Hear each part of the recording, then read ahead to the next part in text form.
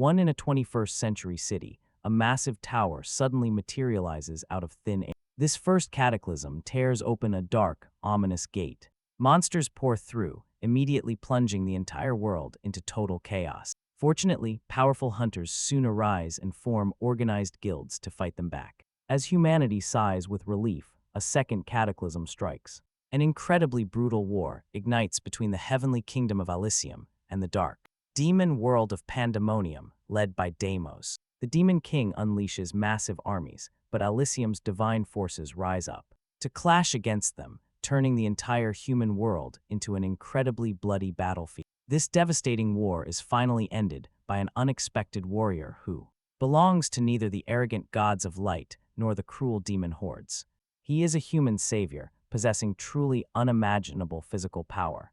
Using his absolute strength, he completely destroys the Demon King and single-handedly ends the entire war. Following his sacrifice, 30 years of peaceful, quiet times wash over the land. A grand stone monument honoring this legendary hero now stands inside the art museum. A little kid asks his mom if that was the real hero. Meanwhile, a young college student nearby wonders why the building is so ridiculously crowded today of all days. Holding his phone, he absolutely dreads having to do a group assignment. This 23-year-old student is named Jung Menchul. He grumbles that the professor doesn't realize how completely useless these group tasks are. Over by the statue, a tour guide tells the school children to hold hands tightly. It seems a massive crowd has gathered for the museum tour today. Looking up at the majestic figure, the kids excitedly whisper that they want to be heroes. Watching them, Jung Menchul realizes that absolutely nothing has changed over the years. As a child himself, he could easily reach out and touch this massive statue at any moment. The tour guide continues her explanation as the kids look on in absolute awe. They whisper to each other, wondering how any single man could be this incredibly tall. Was he a literal giant, or is that even physically possible? Even among the elite hunters of his era, he possessed truly unimaginable, godlike power. Without his heroic actions, the devastating war would still be raging today. After defeating the Demon King, the hero paid the ultimate price and died. This monument stands so humanity will never forget his ultimate sacrifice. One young boy silently realizes they should always live with gratitude for their childhood. Deep down, he desperately wants to be as strong as the hero. The eager schoolboy asks his teacher if hard work alone can make them hunters too. They want to know the secret to unlocking those incredible, hidden powers. The other kids eagerly plead to be signed up as hunters if they get perfect grades. But let's be real, earning that official rank is incredibly difficult. It requires immense talent and pure luck, which these naive kids don't understand yet. Jung Menchul scoffs, remembering how that harsh truth used to crush his younger spirit. Looking down at his watch, he realizes the scheduled meeting time is quickly approaching now. Just then, a voice calls out, shocked that he actually arrived early. It is totally unlike him, but Jung Menchul notes that they barely made it. One more minute, and he would have ruthlessly crossed their names off. After all, Jung Menchul is famous around campus for his cold, unyielding strictness. Junzuk and Yoongi create a massive scene, but Jung Mench tells them he can hear. There is absolutely no reason to whisper about him when he is right here. The legendary hero's sword is on display today, packing the room incredibly tight. It is just a regular weekday, yet the museum is completely overrun with people. Years have passed since the ultimate sacrifice of the hero who saved the world. Back then, Earth was a brutal battleground caught between demons and divine lords. The brave warrior risked everything to plunge his blade directly into the Demon King. Now the fabled divine sword Kalit is being shown to the public today. The energetic guide quickly invites the next group of tourists into the room. They gather around the prized exhibit, and Jung Mench immediately spots the weapon. He stares at the divine sword Kalit, wondering if this pristine blade is real. There is not a single scratch, dent, or crack anywhere on its surface. Suddenly, the young man notices the ancient blade starting to shake slightly. Is this some kind of special museum effect? Suddenly, he feels himself floating. But in the very next second, Jung Mench feels the blade pierce his chest. Blood splatters everywhere as absolute terror completely takes over the young man. Why is the sword attacking him, and who is this imposing figure before him? Could this imposing warrior standing there with the legendary weapon actually be the world's savior? Jung Mench calls out to the man, calling him a hero of humanity. But he suddenly realizes his lips are moving completely on their own. He hears himself boldly claiming to be the Supreme Commander-in-Chief Demos. To think he would encounter such a magnificent warrior in this backward world. Demos praises the hero's skills and demands to know his actual name. Jung Menchul wonders if he truly is this commander. Demos laughs, asking if the savior is too proud to speak with him. But he warns him to stay alert, because their paths will cross again.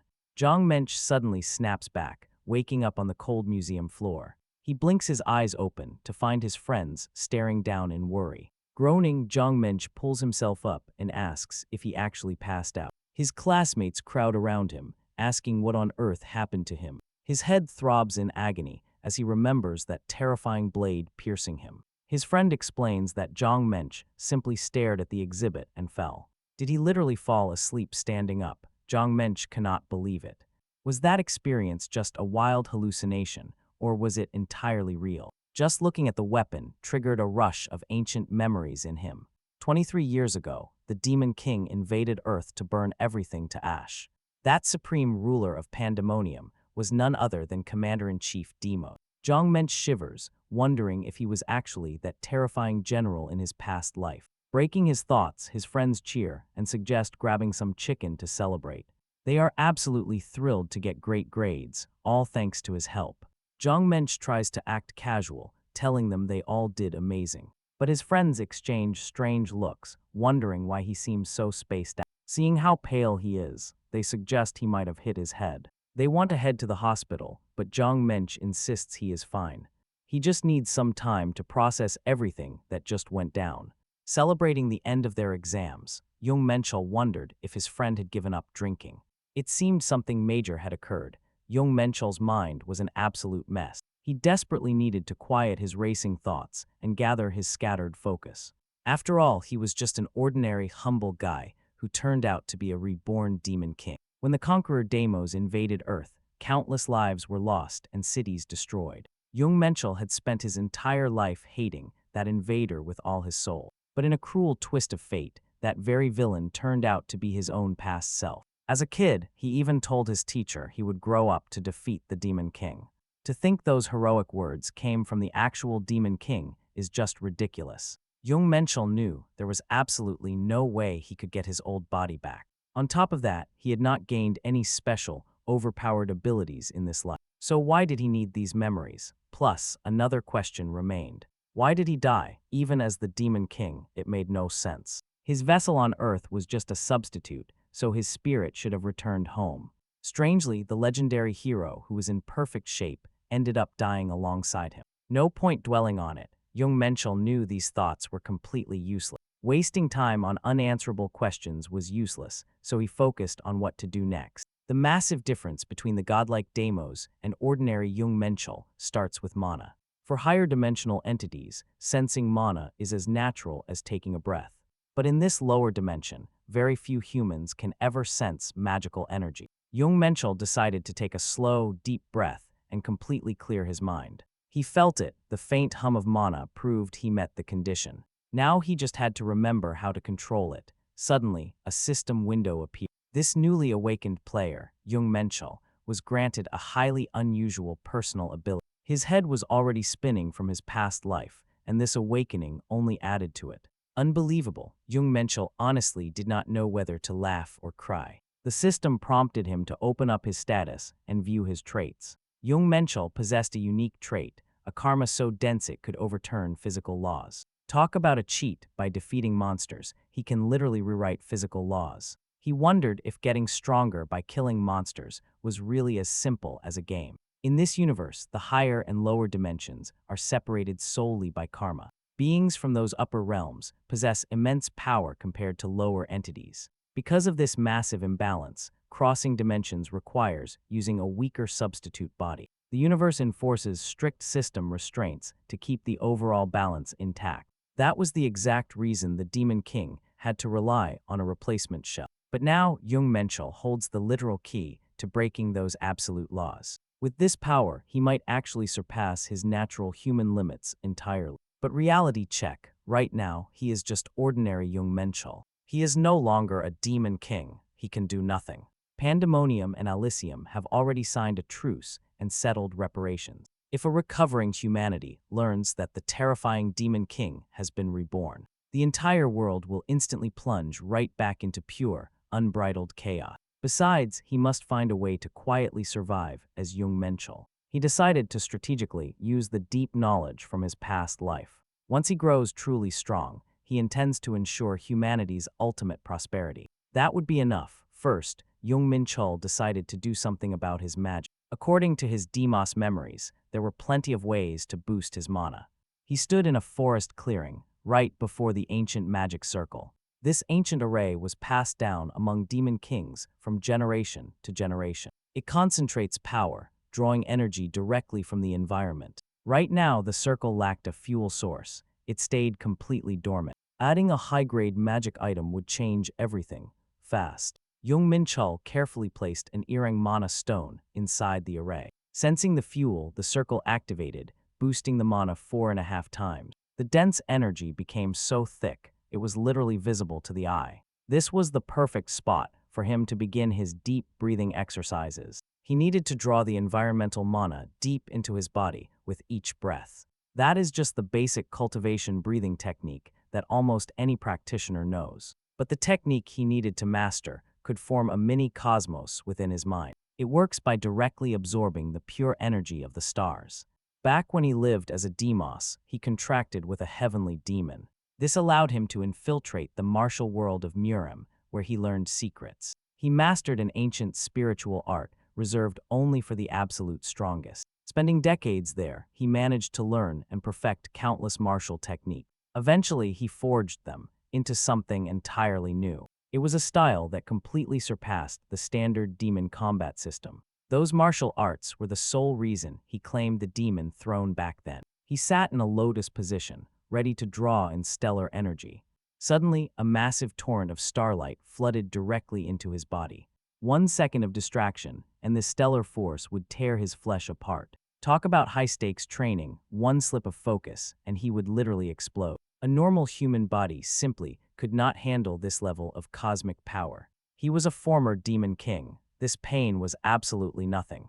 Soon, the training session ended, and he unlocked the first star skill. His physical vessel became stronger, boosting all of his core stats. Strength, stamina, magic capacity, everything shot up to brand new heights. He could now channel energy from the nebulas of light and darkness. He wondered, could these advanced techniques truly be classified as mere skill? Did this cosmic technique actually harness both polar opposite elements? Usually, a demon could only manipulate the dark, corrupt energies of the void. But if this breathing style allowed him to absorb both light and dark, if this cosmic breathing style let him master both primal forces at once, he would easily become the absolute strongest being across all known worlds. This time, Jung Menchul felt ready to face whatever came his way. He promised himself he would never repeat his past tragic failures. He headed straight to the registration center, time to see how the world ranks him. To legally operate as a licensed hunter, registering with the association was mandatory. When Jung Menchul finally received his official evaluation paper, he sighed. Disappointing, incredibly disappointing. He had been classified as an E rank. He noticed the girl standing next to him, looking deeply embarrassed for some reason. Looking at the results, Jung Menchul realized the association could never truly measure the universe's ultimate power. They only saw magic, so he asked a quick question. What exactly did those letters, inside the brackets of his status window mean? The examiner explained that they represented the absolute potential limit of any hunter. Usually, awakened hunters grew stronger by defeating monsters inside the towers. Those brackets show the hard cap of that growth, but Jung Menchul knew. Normal hunters had a fixed limit to their perfection, but not him. He possessed the rare ability to grow far beyond any system-designated rating. Still, the checker remarked that while he was too weak for the tower, he could easily find a simple, everyday job where his skills were handy.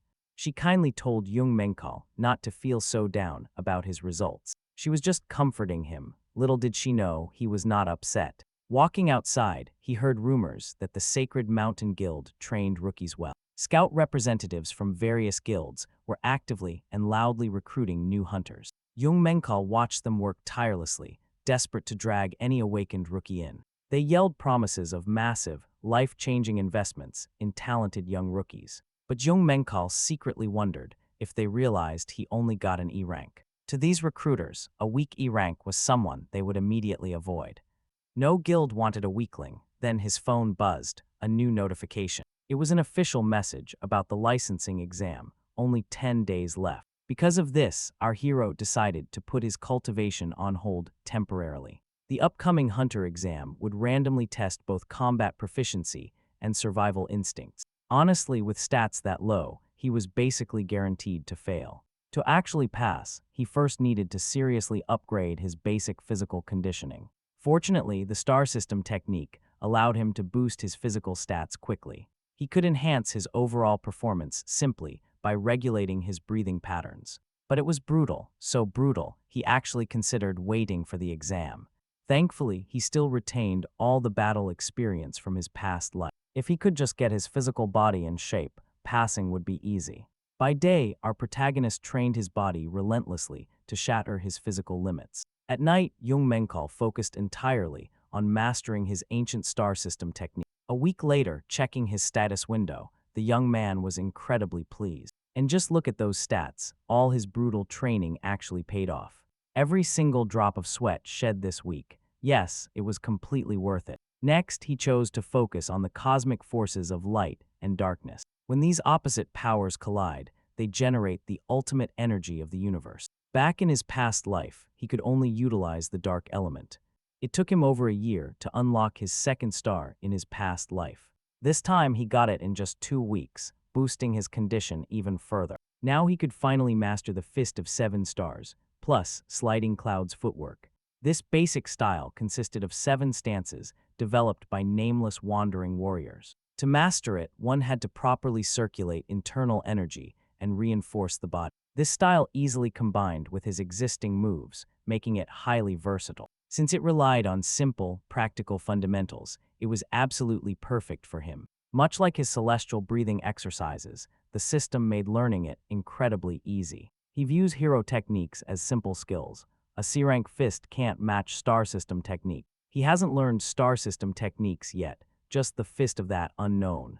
Vagrant of the 7 stars, which is C-rank. Still, for a basic combat skill, it is quite sufficient. Jung Menchul knew that if he wanted to, he could have learned all the high-tier martial arts, but without a proper foundation, that would lead to dire consequences, so his next step was mastering the footsteps of the gliding clouds. This isn't the exact style he used before, but in his current form, this walking technique is the most suitable. It is not meant to overpower enemies, but it is great for counterattacks and maintaining balance. Jung Menchul decides now is the perfect time to practice. Suddenly, access to gliding clouds is activated. Jung Menchul wonders if this is only the first star tier, but normally, this level of speed shouldn't be achieved until the 4th star level, plus the balance is flawless. Our cosmic martial arts he activates using universal energy, really that much more advanced than the ones he got through dark magic. Jung Menchul approaches a massive, isolated tree to test his raw strength. He swings his arm and with all his might drives his fist deep into the thick trunk. His hand is left bloody from the impact, but the tree is no longer the same. Jung Menchul is absolutely stunned. Did it actually explode? Even a basic martial art can cause this much destruction. He believes he will easily reclaim the heights of his past life. Still, if he fights barehanded like this again, even once, his body will fall apart. Later, Jung Menchul presents his awakened registration card at the lobby. It is quickly validated, and he is allowed inside. At the front desk, the receptionist greets him warmly, thanking for visiting this interstellar union branch. So, what brought our protagonist here? This place is a massive alliance of cosmic merchants and planetary warriors. They represent one of the top 3 military forces in all dimensions. This union sells legendary items and powers to anyone across any world. Their reach is so vast that almost every single species in existence has utilized their incredible cosmic services. At the end of the day, this trade organization is someone absolutely nobody wants to cross. Greedy merchants using the guise of neutrality to rake in massive profits. Still, Jung Menchul tells the receptionist that he wants to speak directly with the branch manager. He drops the secret phrase code R, adding it will be enough to bring the Boss out, instantly, the staff watches the branch manager, Martin, running toward. Something massive is definitely going down here, the breathless dwarf manager asks. If he is really a legendary Code R customer, he explains that VIPs rarely visit this local branch, apologizing deeply. Jung Menchul wants to access the dimensional warehouse, even though the manager looks like a weathered old dwarf by his people's standards. He is actually considered quite young, landing the branch head position at such a young age means he must possess some incredible abilities, but still, all dwarves are the same. He leads the way, announcing they have arrived at the dimensional warehouse. Usually, trading across different worlds costs an immense amount of time and money.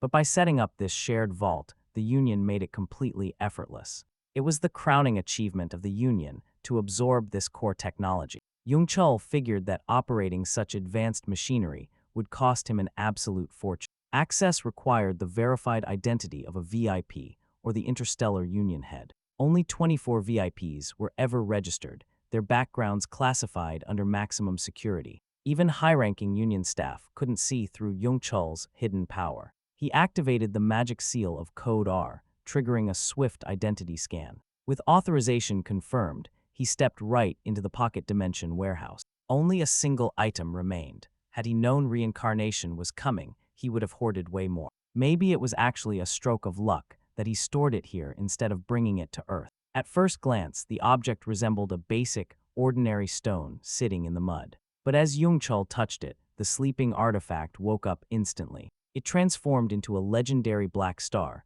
recognizing him as its absolute master. However, the divine weapon remained bound, waiting to unleash its true potential. Its scaling relies entirely on the user's karma, and Jung Chul is still weak. Since he lacks accumulated karma, he is limited to activating basic functions. With a thought, Jung Chul triggered the shapeshifting trait to forge a blade. A heavy sword materialized in his grip, perfect for breezing through the upcoming hunter exam. For a master of martial arts, nothing beats a classic, dependable blade. The guild staff was utterly stunned that a low-tier newcomer held VIP clearance. He certainly didn't look the part, but the branch manager swore he saw it himself.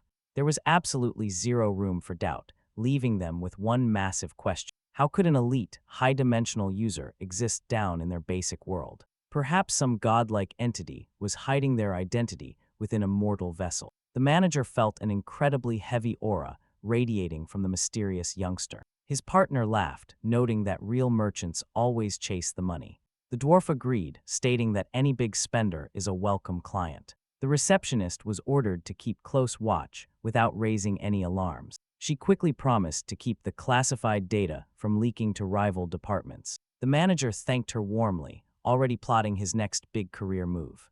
Ever since the tower was cleared, cosmic entities had been monitoring Earth. The branch chief believed this mysterious client was his golden ticket to promotion. Fast forward to the big day, and the licensed hunter exam was finally starting. Staff directed Jung Chul to wait patiently in the lobby until his group was called. On his way, he noticed a massive crowd of eager news reporters. But they weren't looking at him, they were waiting for Shin Yumai. Everyone was desperate to get just a single comment from the famous starlet. He wondered if they were celebrities and if Shin Yumai was truly half-elf. She was the daughter of the Wanheim ambassador, a rumored master of spirits. That rumor seemed likely, as Jung Chul was led deep into the Hang Guild. After passing his basic assessment, the Hang Guild staff prepared the testing grounds. The loudspeaker announced that the main exam would commence in 10 minutes. After receiving his official hunter watch, Jung Chul analyzed his surroundings. He immediately realized this entire ecosystem was artificially generated by human magic. A dense jungle was a brutal choice, but the trials were about to begin. The PA system flared to life, preparing to broadcast the 55th exam rule. Detailed information about the examination was clearly displayed on the guild-issued Hunter's Watch. Every examinee began the test with the exact same level of defensive shield energy. It drains from damage, one hard hit, and it is gone. After carefully analyzing the data on his watch, Jung Chul realized this system was incredibly thorough. First, candidates can score 50 points by defeating 50 common monsters marked on the map. Alternatively, candidates can hunt fellow examinees. Everyone is a target. Danger lurks everywhere. Still, Jung Chul was fully prepared to begin. Naturally, the examinees would have to fight one another to secure points. While some immediately suggested forming alliances, Jung Menchul saw absolutely no point in teaming. Alliances were not his style, so Jung Menchul headed deep into the forest alone. He wanted to find a boss monster while moving through the dense wood. Surprisingly, nobody was fighting yet. This only made things more interesting. Then a sound, the distant, heavy clang of clashing steel. The battles had finally started, giving him a perfect chance to evaluate his competitors. He approached it, a massive saber-toothed beast with a terrifying tail. This dark beast had to go first, but he needed a proper weapon. Conjuring a spear, Jung Menchul activated his gliding cloud skill to gain momentum. Channeling cosmic energy, he gripped his spear tightly and prepared to strike. He lunged at the creature, which was just an illusion created for this exam. Even so, the raw fury and power it unleashed felt incredibly real. The opponent possessed an incredibly thick, iron-hard hide and massive physical strength. With his fragile physical body, Jung Menchul knew he absolutely had to avoid getting hit. Out of the corner of his eye, he spotted a massive hammer-like tail swinging directly toward him. He barely managed to dodge the blow, realizing that melee combat would be tough. Recognizing the danger, Jung Menchul immediately decided to switch up his strategy. He unleashed his swift spear technique, crushing blow, completely obliterating the beast. The system chimed. He had officially defeated the named monster, Stalker. Jung Menchul muttered to himself that these creatures were far stronger than expected. If a standard named monster was this tough, the actual boss would be insane. Just then, 3 approaching hunters noticed him, realizing he stole their prey. These 3 challengers were actually brothers who had been tracking that exact stalker. One of them scoffed, asking if this random guy had completely lost his fear. They bragged about being the infamous Black 3-Star, a legendary trio of brothers.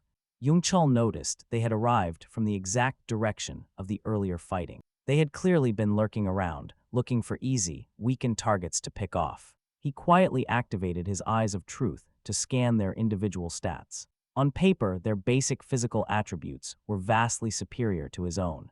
Not to mention, their growth potential was actually quite impressive. One brother grew furious, annoyed that this insolent guy was smiling at them. Seriously, these guys had no idea who they were actually messing with. Realizing a peaceful resolution was impossible, Jung Menchul braced himself for the clash. He simply gestured for them to bring it on, telling them to cut the chatter. Infuriated, one of the siblings barked that he would shut him up permanently. Another claimed they would have let him slide if he surrendered his exam glasses. But now they had to teach him manners, and Jung Menchul prepared to unleash his. He deflects the blows and counters with force. The enemy swings his sword, mocking that Jung Menchul walked right into their hand. Their joint assault completely fails. Meanwhile, Jung Menchul realizes that although their coordination is decent, they are. Targeting the wrong man, he rapidly drives his spear straight at one brother, keeping both on defense. He knows the third brother cannot use magic because his siblings are standing too close. But seeing a brief opening, the mage brother unleashes a spell anyway. He directs a powerful energy pulse forward, but Jung Menchul quickly activates his 5 Tiger Blade skill to repel the deadly magic attack completely. With the threat neutralized, he knows this battle is basically over. Time to wrap up. He calmly declares he is finished with them. Meanwhile, the eldest brother absolutely refuses to accept this defeat, screaming in denial, but the system immediately declares Jung Menchul the winner, displaying his newly earned total points. The siblings are utterly shocked that a complete stranger just defeated their legendary elder. His weapon radiates a terrifying aura, making Jung Menchul suddenly realize something. There is no way only one brother had those special ability glasses. He decides that it is time to finish what he started. Pointing his weapon forward, he advances while calculating the point yield they represent. Over in the guild broadcasting hall, spectators freeze. Honestly, absolutely nobody in that broadcast room saw this legendary group falling. Those elite brothers were trained by the second largest guild in the country. Who beat them? Everyone assumed the handsome Sungwoo did the job. He was personally scouted by Li Wanteek, the nation's second-ranked hunter, a master mentor who only grooms the absolute best of the next generation. Surely those 3 rookies from Gumson Guild stood no chance against him. A watching girl smugly assumes her guild is easily dominating the entire exam. But then, the monitor displays a different warrior thrashing his opponents. Without looking, she confidently boasts that it must be their star player Sungwoo. Instead, the screen shows a completely unknown, unranked hunter. Who is he? Spectators watching the screen are left completely stunned. This guy has already eliminated his 20th opponent. Meanwhile, Jung Menchul intentionally avoids crossing paths with the top-ranked candidates, opting to search the boss area instead. But he finds absolutely nobody. With time running out, he decides the exam itself is priority, so he has to clear this boss. He heads deep inside, finding only a solitary path leading directly toward the boss. It is a narrow cave entrance, barely wide enough for a single person. At the end sits a massive golem. Jung Menchul wonders if the examiners seriously expected any rookie candidate to defeat a beast this huge. Sizing up the massive stone giant, he knows taking even one hit means instant elimination. Honestly, one mistake here and it is game over. He must deal continuous damage, never allowing the beast time to recover. He unleashes his custom spear, striking relentlessly, yet the system suddenly reports that the golem took absolutely zero damage. Still, the grueling battle continues. After those boring brothers, a real challenge is exactly what he wanted. He hasn't even found a reason to unleash the blade of the 5 tigers yet. Instead, Jung Menchul decides that the Black Star is his best bet. He unleashes his signature technique, a devastating, heavy blow. A visible crack tears right through the massive golem, and size doesn't even matter here. Jung Menchul figures if one hit doesn't shatter it, he will just keep swinging. He'll strike it 10 or even 100 times, totally confident he'll win. But wait, our hero suddenly notices that someone is watching his every move. Could another competitor have shown up? A girl stands there, looking completely stunned. She can't believe she's been overtaken. It's none other than Shin Yumai. Her unique ability lets her summon powerful spirits, which instantly annoys Jung Menchul. He was so close, why did she have to show up now?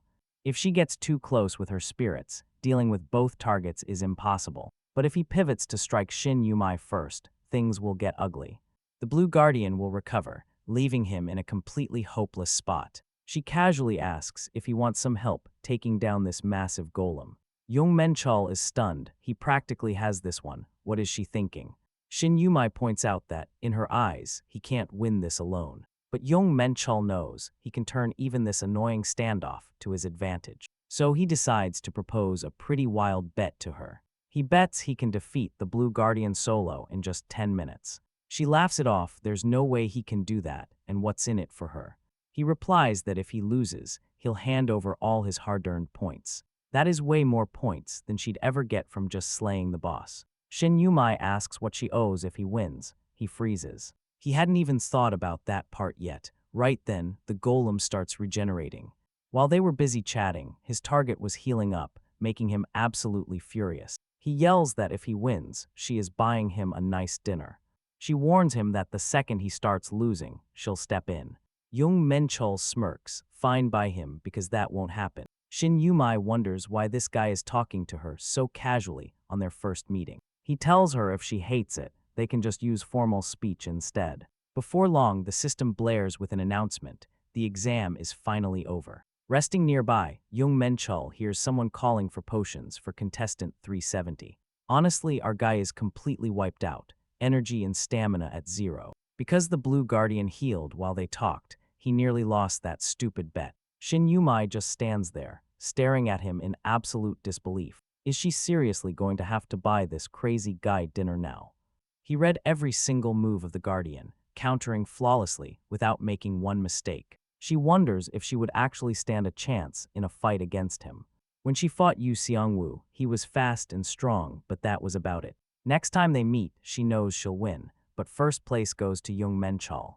Meanwhile, Yu Xiangwu is stuck in third place, looking absolutely furious about it. He refuses to speak to reporters, snapping that he is not in the mood. Security guards step in, blocking the press and telling them to back off. They promise to release details to the media later, while Jung Menchul slips away. He needed to slip away fast before anyone noticed, but unfortunately, escaping unnoticed was out of the question. The moment he opened the doors, everyone screamed his name. It was Jung Menchul, the number 1. Instantly, the reporters swarmed, begging Hunter Jung Menchul for an interview.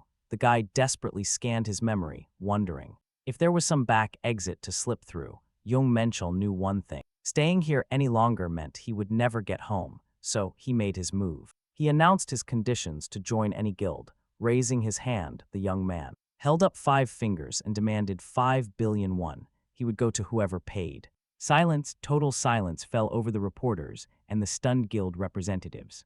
Someone muttered that despite great skills, his base stats were too low. Why recruit a hunter with zero potential to grow? Jung Menchul shrugged and apologized, saying he was not joining anyone then. He was heading home. Who would give a cocky rookie that kind of money? But then, a voice rang out offering to sign the deal. Could a real guild actually be willing to drop 5 billion on an unknown newcomer? What kind of insanity was this? Jung Menchul spun around to see who this lunatic was, standing. Right there was the short branch manager Martin, representing the Interstellar Alliance.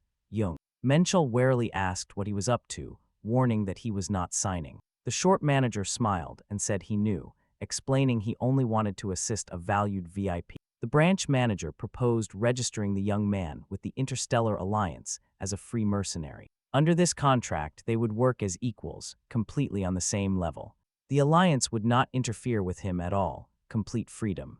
They would provide gate access, hire a support crew, and buy every single piece of dungeon loot at the highest possible market price. Jung Menchul realized that the terms themselves were amazing. In fact, they were way too good. He knew they did not do charity work. Absolutely not. Nothing in this world comes for free. That was their absolute golden rule, yet here they were offering handouts. No sane person would buy that story. The young man sighed, calling the entire discussion a total waste of time.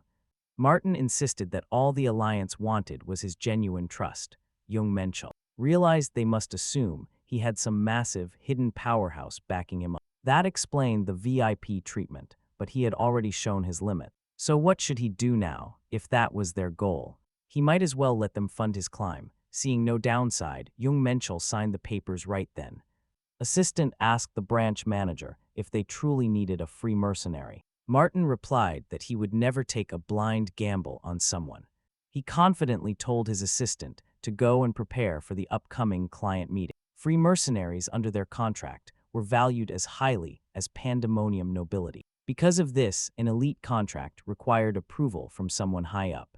A VIP ranking alone was not enough to guarantee direct authorization. Still, they could not let this chance slip away. Martin had put together various solid arguments, ready to debate the higher-ups to get approval.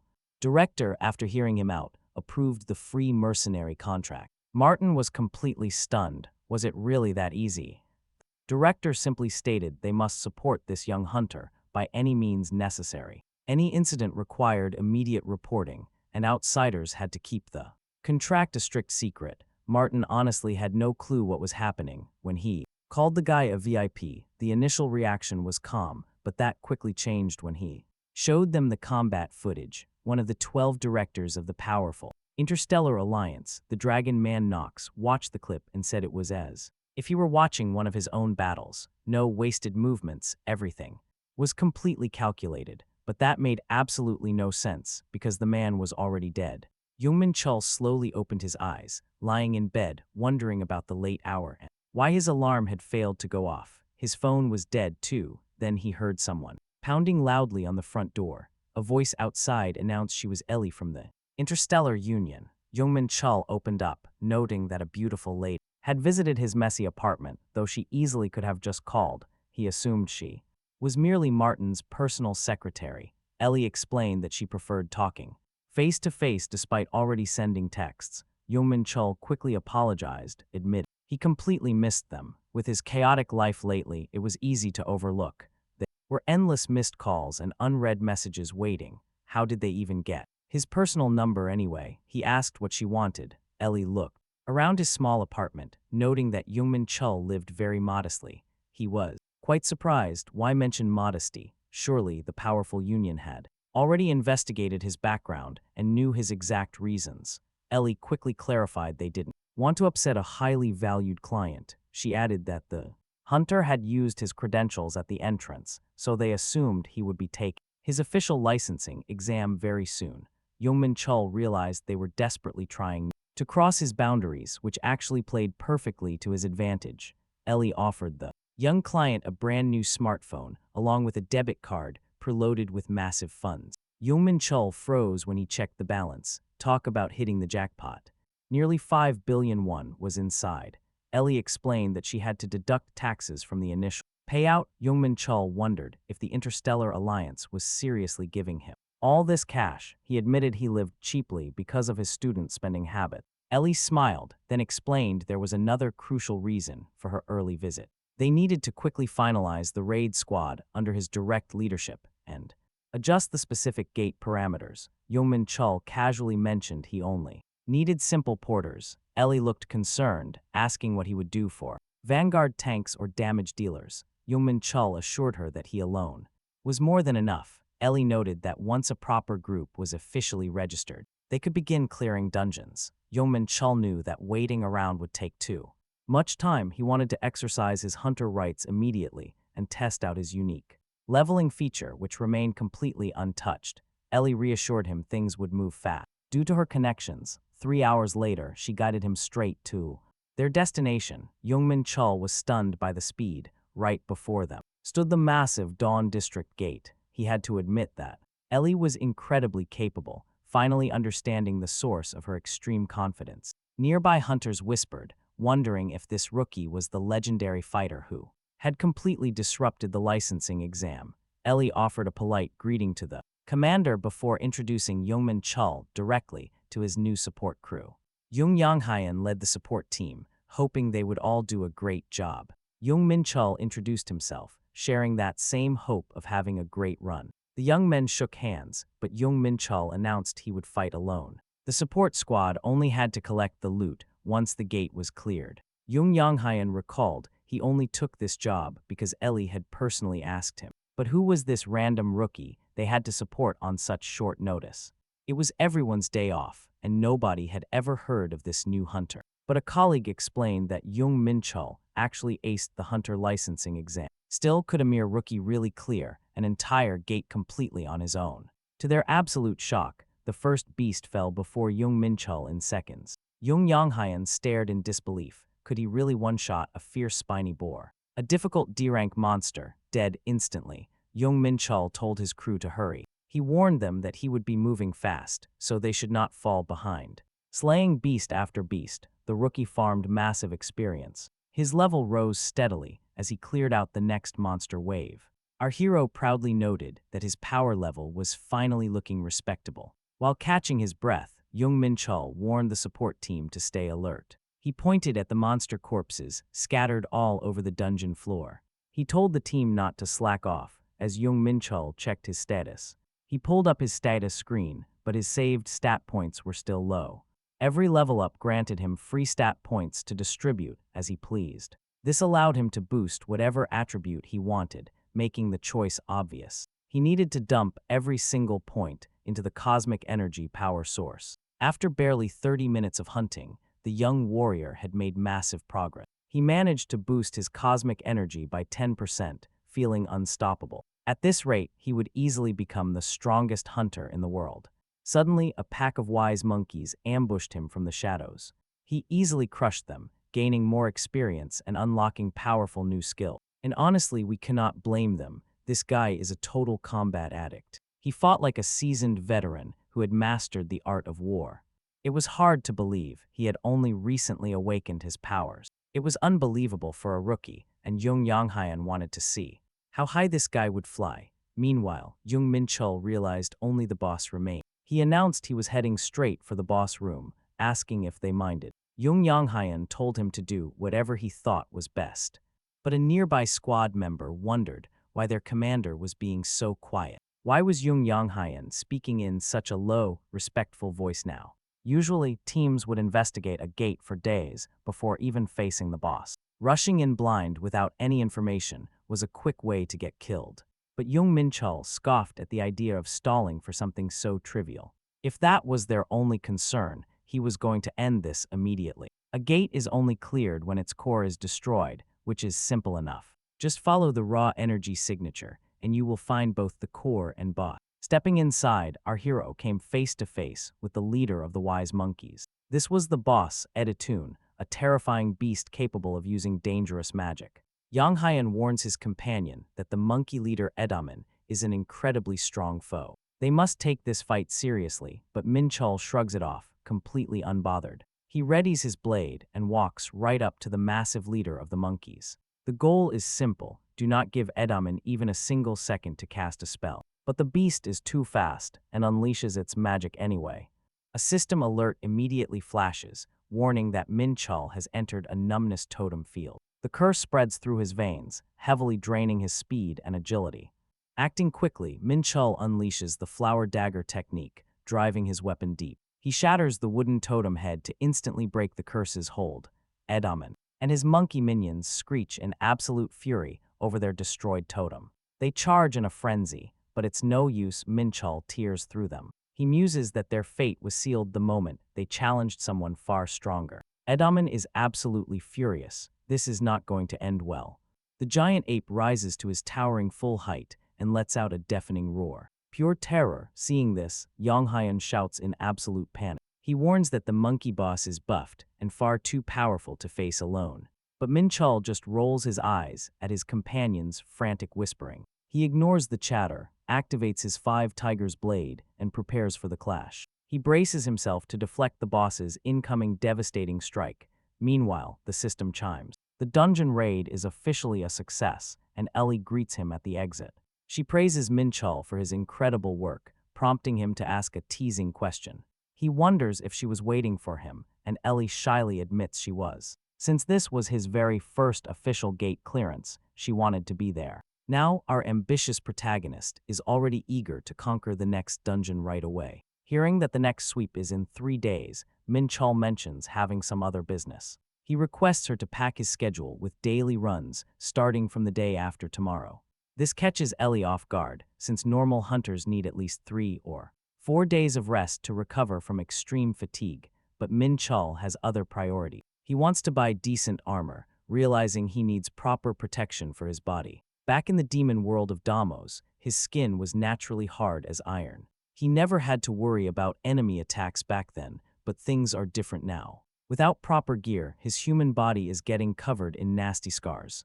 Luckily, Ellie promises to arrange an exclusive meeting with the Union Master as soon as possible. Before leaving, the staff warmly thanks Minchul and invites him to return anytime. He leaves the shop, recalculating the massive 4 million won he just spent on gear. Minchul is stunned to find that the master is a suspiciously short man named Martin. Despite his shady appearance, the quirky master promises he will not let the hunter down.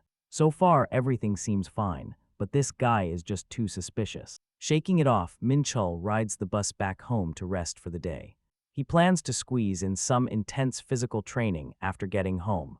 Suddenly, the bus screeches to a halt as a massive traffic jam blocks the intersection. Minchul stares outside, instantly sensing that this is no ordinary traffic accident. Panicked voices start screaming that an active gate has just manifested on the street. Wait, a dungeon opening right in the busy capital. Minchul looks closer and notices this vortex is pitch black, unlike the blue one he cleared yesterday.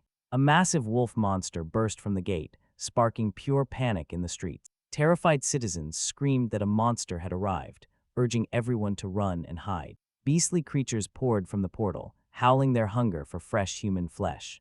Clueless about when the Hunter Association would arrive, the helpless crowd kept running. People scattered in all directions, leaving a terrified little girl crying in the open. Standing alone, she wept loudly and called for her mother as a massive beast approached. Clutching a heavy crossbow, this monstrous predator cornered the child like a true hunter. Minchul leapt forward in a flash, scooping up the child while asking why she cried. In the very same breath, he ruthlessly drove his spear deep into the beast.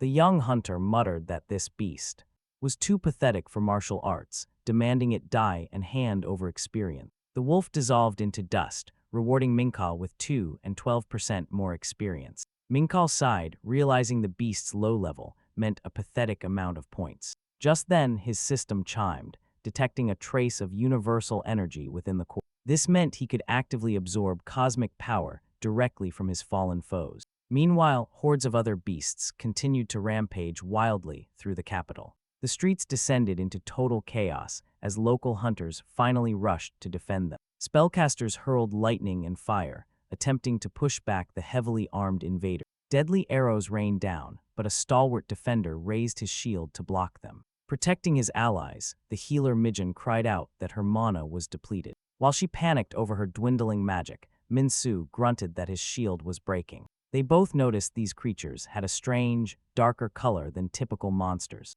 These bizarre variants were clearly not ordinary, posing a far greater threat. Suddenly, they spotted a lone youth with a spear charging directly into the horde. He moved like a ghost, methodically slaughtering the aggressive beasts. This was Minkal, who happily viewed these elite variants as nothing but free energy. The unique colored beasts stood absolutely zero chance against his overwhelming power. Their ranks quickly thinned, leaving mangled monster corpses piling high. Shaken to their core, the surviving defenders wondered who this monstrous youth was. With every kill, he drank in their energy. Reaping massive experience, Minkal turned and told the stunned pair to stay back. He ordered them to tend to the wounded, while he handled the vanguard alone. Twirling his weapon, he grinned. Every single beast here was just free XP.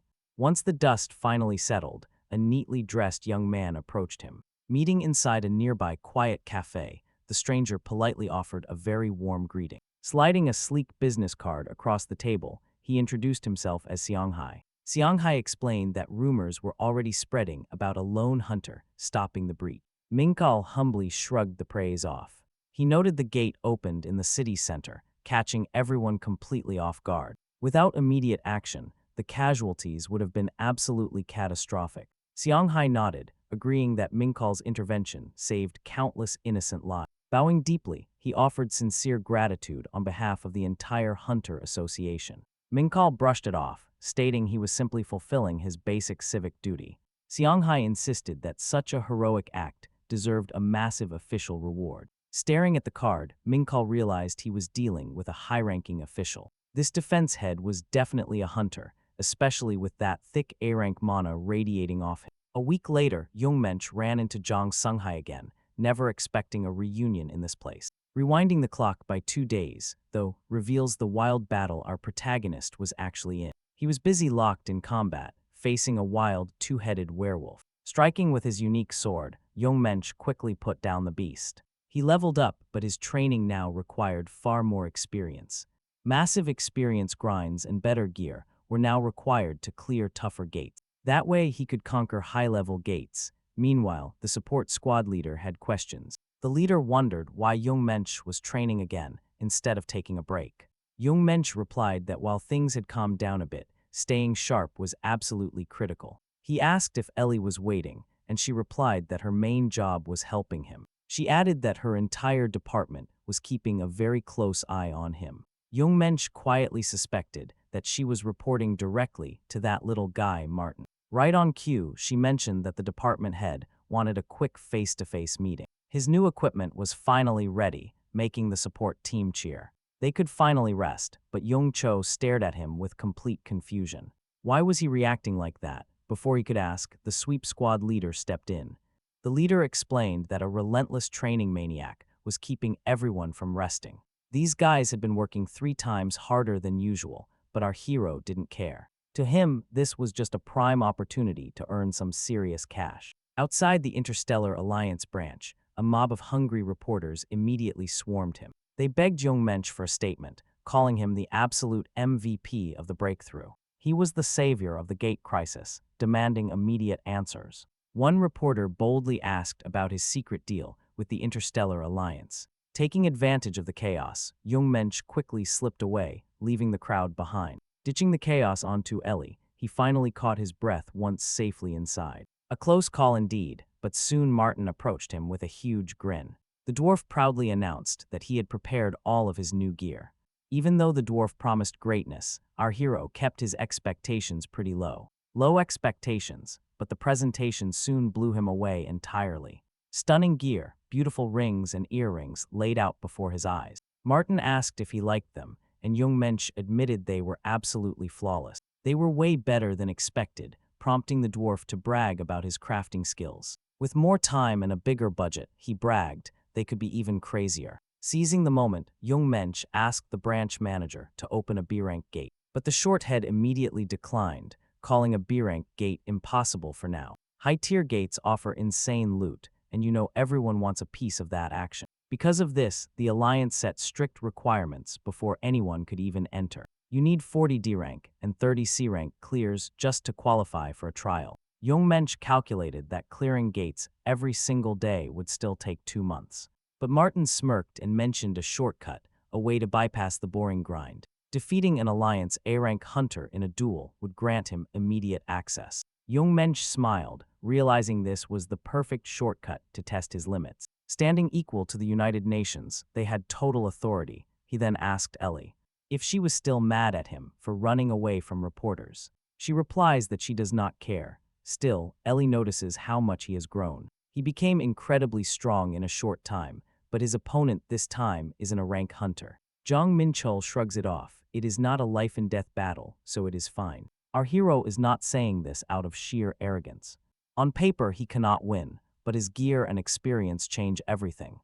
There is actually a solid chance. The manager steps up to announce.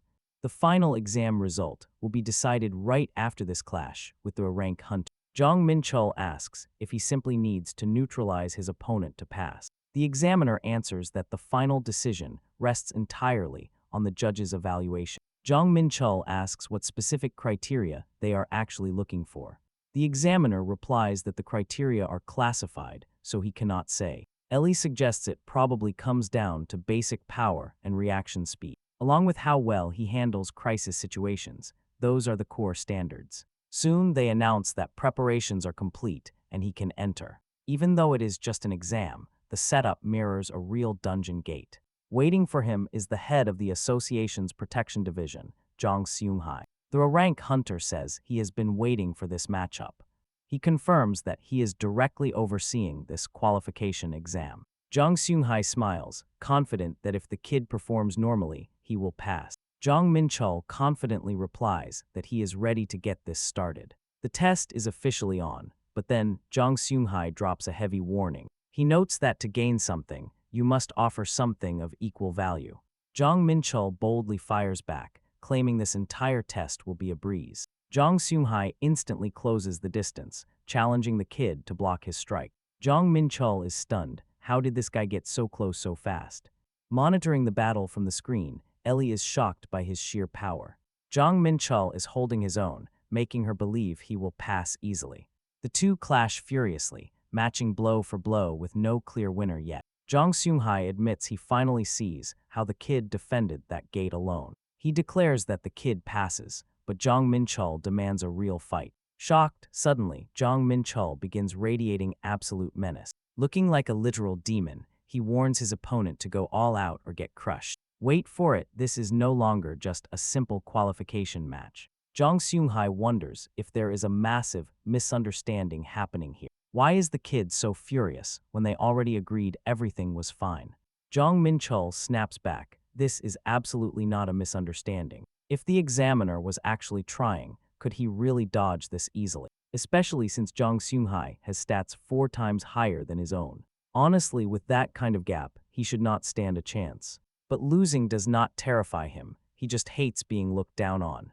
There is no way he is backing down while being utterly underestimated. He gives one final warning to the rank hunter to stop holding back. Realizing talk is useless, Jung Seung-hai prepares to unleash his real power. He summons his signature technique, 7 floating swords controlled completely by his will. Jung Menchul grins. Now the real battle begins as he unleashes his power. He focused entirely on dodging the incoming attacks, unable to find an opening to strike back. Evading another heavy strike, the young man worried he might have made a crucial mistake. But Jung Seung-hai was only baiting him, lining him up for a hidden 4th sword. A tiny blade packing such unreal force proved just how terrifyingly strong Jung Seung-hai really was. But with high-tier talent like that, why did he limit himself to only wielding swords?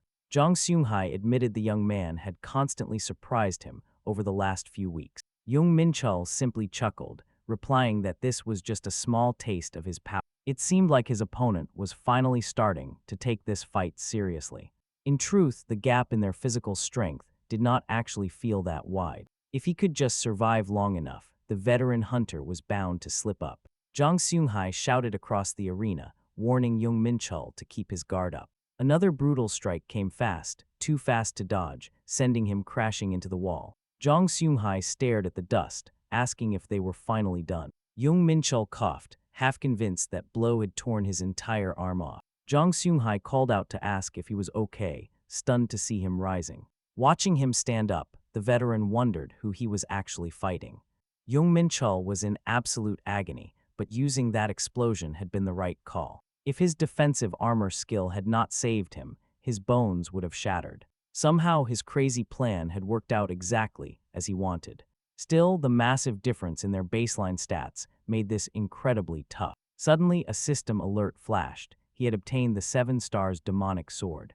Staring at the ominous blade in his hand, Jung Seung-hai knew things were turning dangerous. The veteran offered a quick apology to his young opponent. He could not use 100% of his strength without his other swords. Jung Menchul shrugged, telling him to use whatever he had on hand.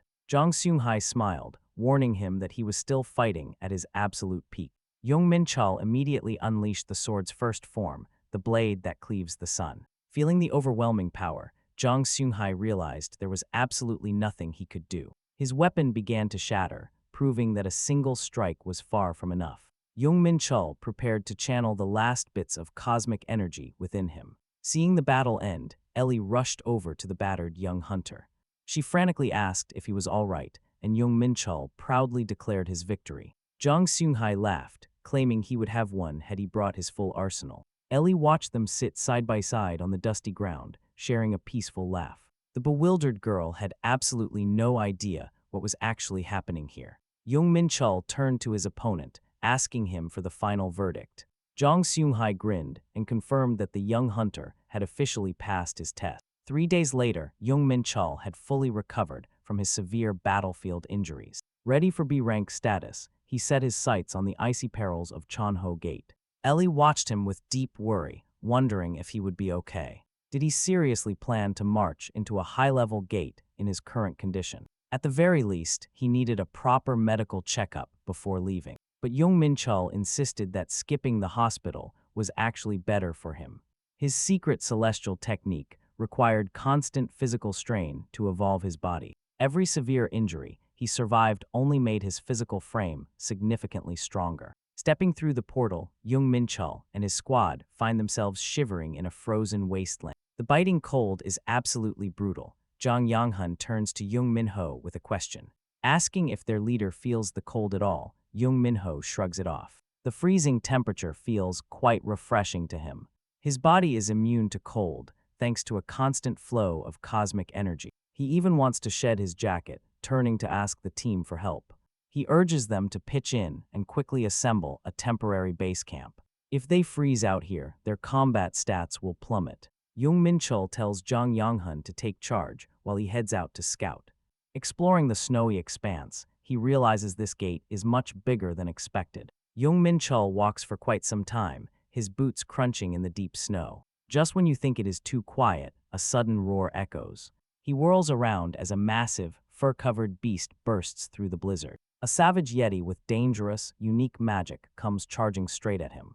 Jung Menchul mutters that it is about time he found a target. He wonders how a beast this massive managed to stay completely hidden. It is almost comical. Facing down the beast, he feels a slight spike of adrenaline. This high-ranking dungeon usually demands caution, but this opponent feels surprisingly weak. Unleashing the 5-tiger blade technique, Jung Menchul cuts through the cold air. Crimson blood sprays across the pristine snow as the beast is instantly overwhelmed. That was way too easy. Suddenly, the system screen flashes a notification before him. He has gained nearly 3% experience, far more than he expected. High-ranking mobs look the same, but they yield 10 times the normal experience. He anticipated a tiny fraction, so entering this high-level dungeon was definitely the right call.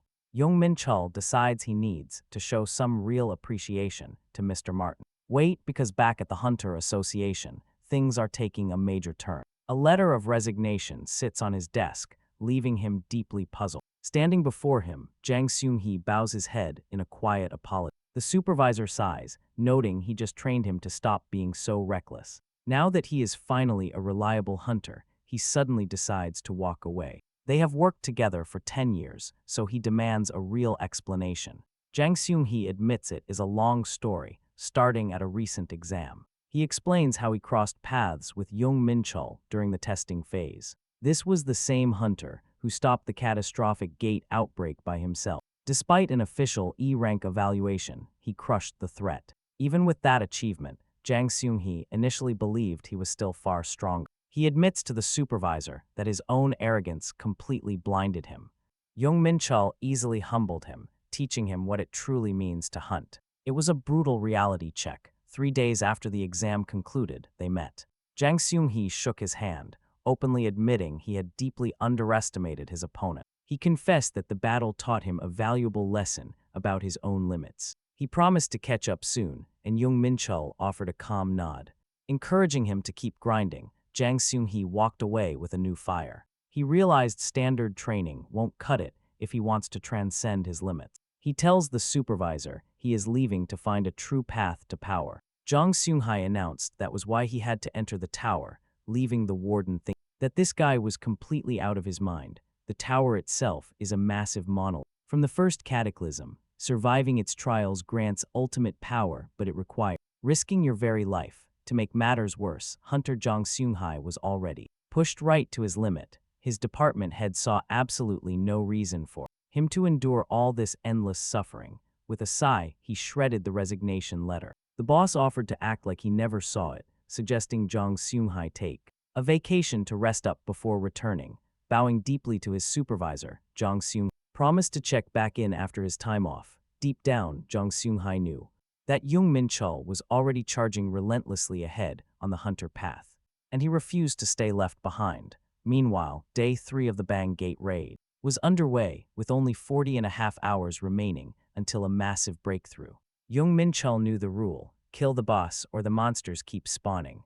But as long as they control the numbers, they can easily prevent a disaster. This makes it the perfect hunting ground. Right after slaughtering another wave of mobs, the system pinged with a notification, celebrating his achievement of reaching level 15. To track down the remaining beasts, he unlocked 2 powerful skills, Charm and Hellfire. Soon, the hunting squad came across a bizarre anomaly.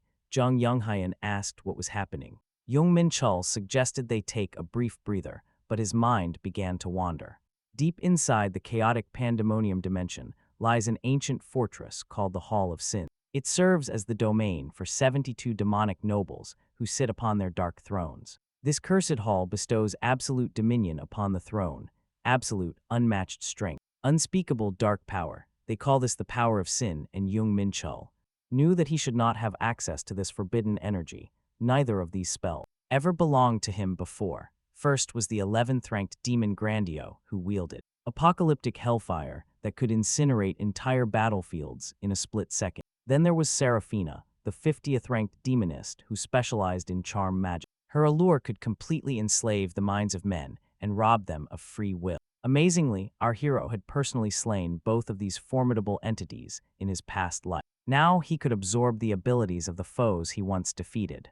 But talk about a legendary upgrade. You just know he had to pick Hellfire. His choice was immediate. He picked the Hellfire, and right away the system confirmed that the skill would fuse completely with his soul, allowing him to balance both light and dark attributes simultaneously. Soon the flame condensed into a spark of the abyss. Jung Menchul wondered if his body was undergoing a physical evolution, and he couldn't wait to test this new power. Right on cue, a pack of beasts wandered into view, prompting him to wave his hands and casually mock the overgrown monkeys to bring on their best fight. They snarled instantly. It was pretty clear they did not get the joke.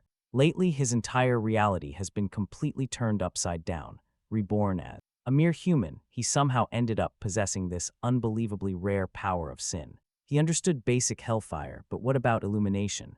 Unlocking his power, Jung Menchul unleashed the skill, which launched him straight toward the closest target.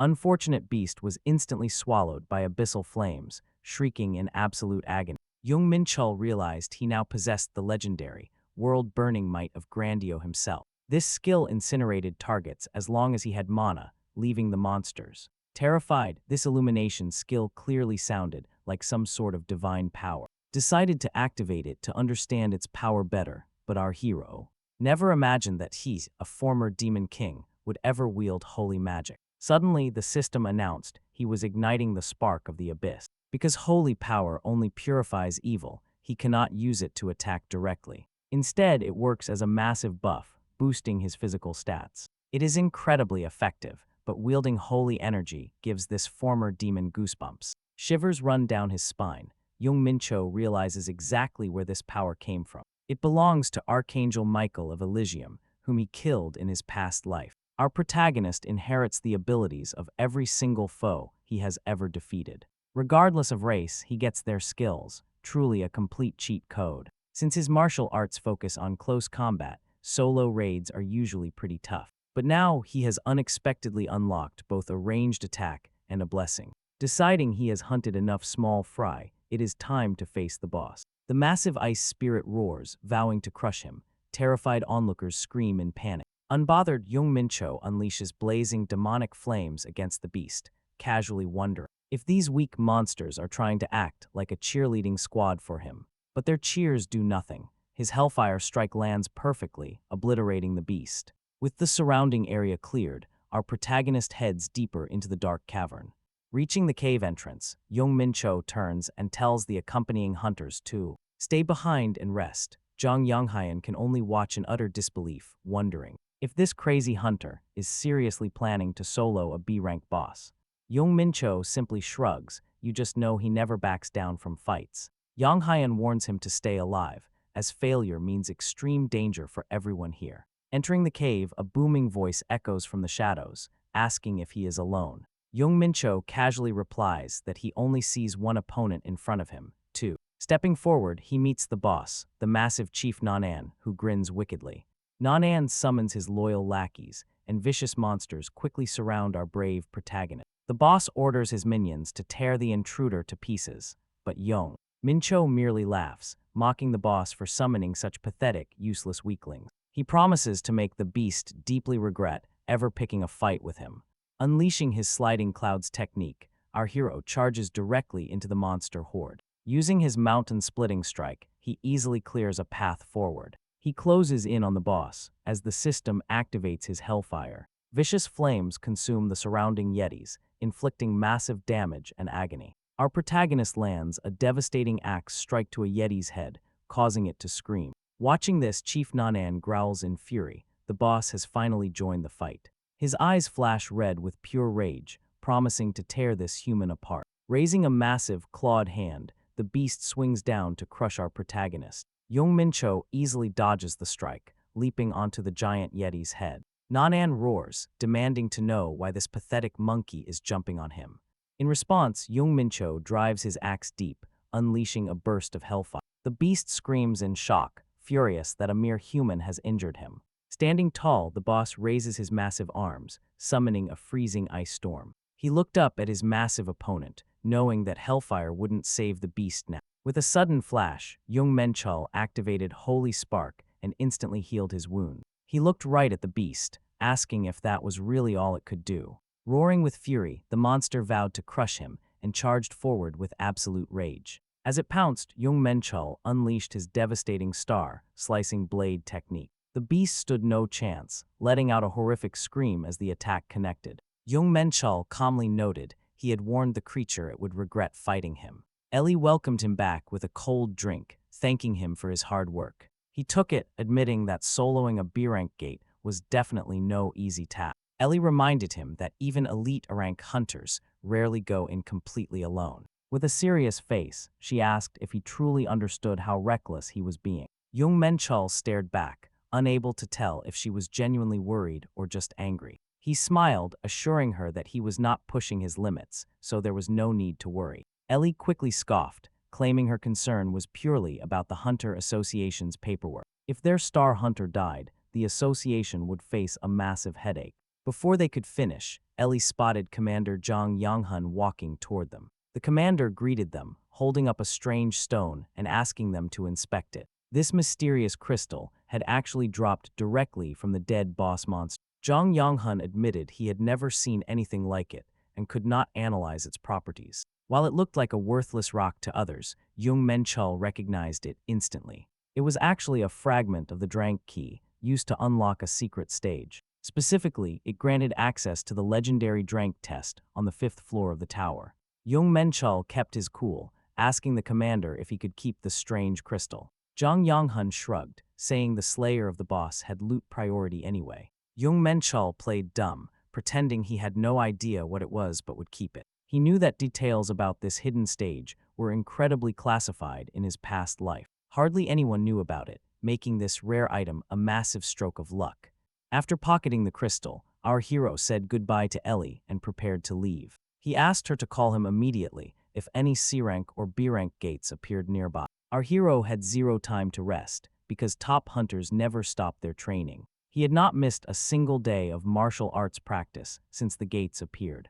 Since high-ranking dungeons were rare, intense physical training was his best option for growth. Perfecting his skills was far more useful than wasting time clearing easy D-rank gates. Suddenly, his phone rang. It was Mr. Martin calling with some urgent news. The branch manager reported they had successfully located a clearable B-rank gate. However, there was a catch. The association had attached a strict condition. The dungeon raid had to be done in cooperation with other hunter guilds. Jung Menchul was caught off guard. Did he really have to share his experience? Martin offered to reject the request, knowing our hero preferred working alone. But Jung Menchul agreed anyway, not wanting to miss a chance to observe other hunters. Martin laughed, noting that this raid might feel like a mini tournament. The gate was located in Jeollabuk province, inside the city of Jeonju. Jung Menchul realized this was a massive gate, with an incredibly vast interior. Ellie chimed in with rumors that the dungeon's internal space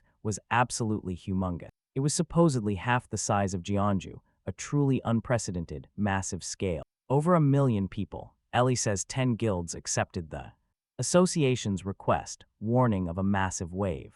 Scattered forces can barely hold the line. They struggle to prevent a massive breakout from the gate. The association desperately wants to mop things up quickly. Ellie warns that if a breakthrough happens, absolute disaster follows. But Jung Mench shrugs, that is not going to happen. Who does this girl think he actually is? Ellie sighs internally at his obvious arrogance. She finds him incredibly arrogant, yet he remains completely unbothered. Meanwhile, nearby hunters finally start recognizing him as our true hero. They whisper about how he stopped the breakout single-handedly. He even surpassed Young Woo for first place. Why does everyone love prying into his private business?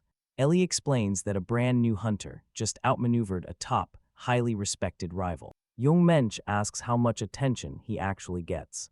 He claims he did absolutely nothing to attract this spotlight. Every guild is watching, and right on cue, a flashy stranger approaches them. He asks if he is truly the legendary Jung Mench. Our protagonist stares back, genuinely wondering who this elegant guy could possibly be. Before any introductions, Ellie steps in and politely greets the handsome newcomer. She recognizes him instantly as Jang Yunsu, leader of the famous Demon Guild. Flattered, Jang Yunsu smiles warmly at the attention of such a beautiful woman. He is genuinely thrilled to get some attention from her.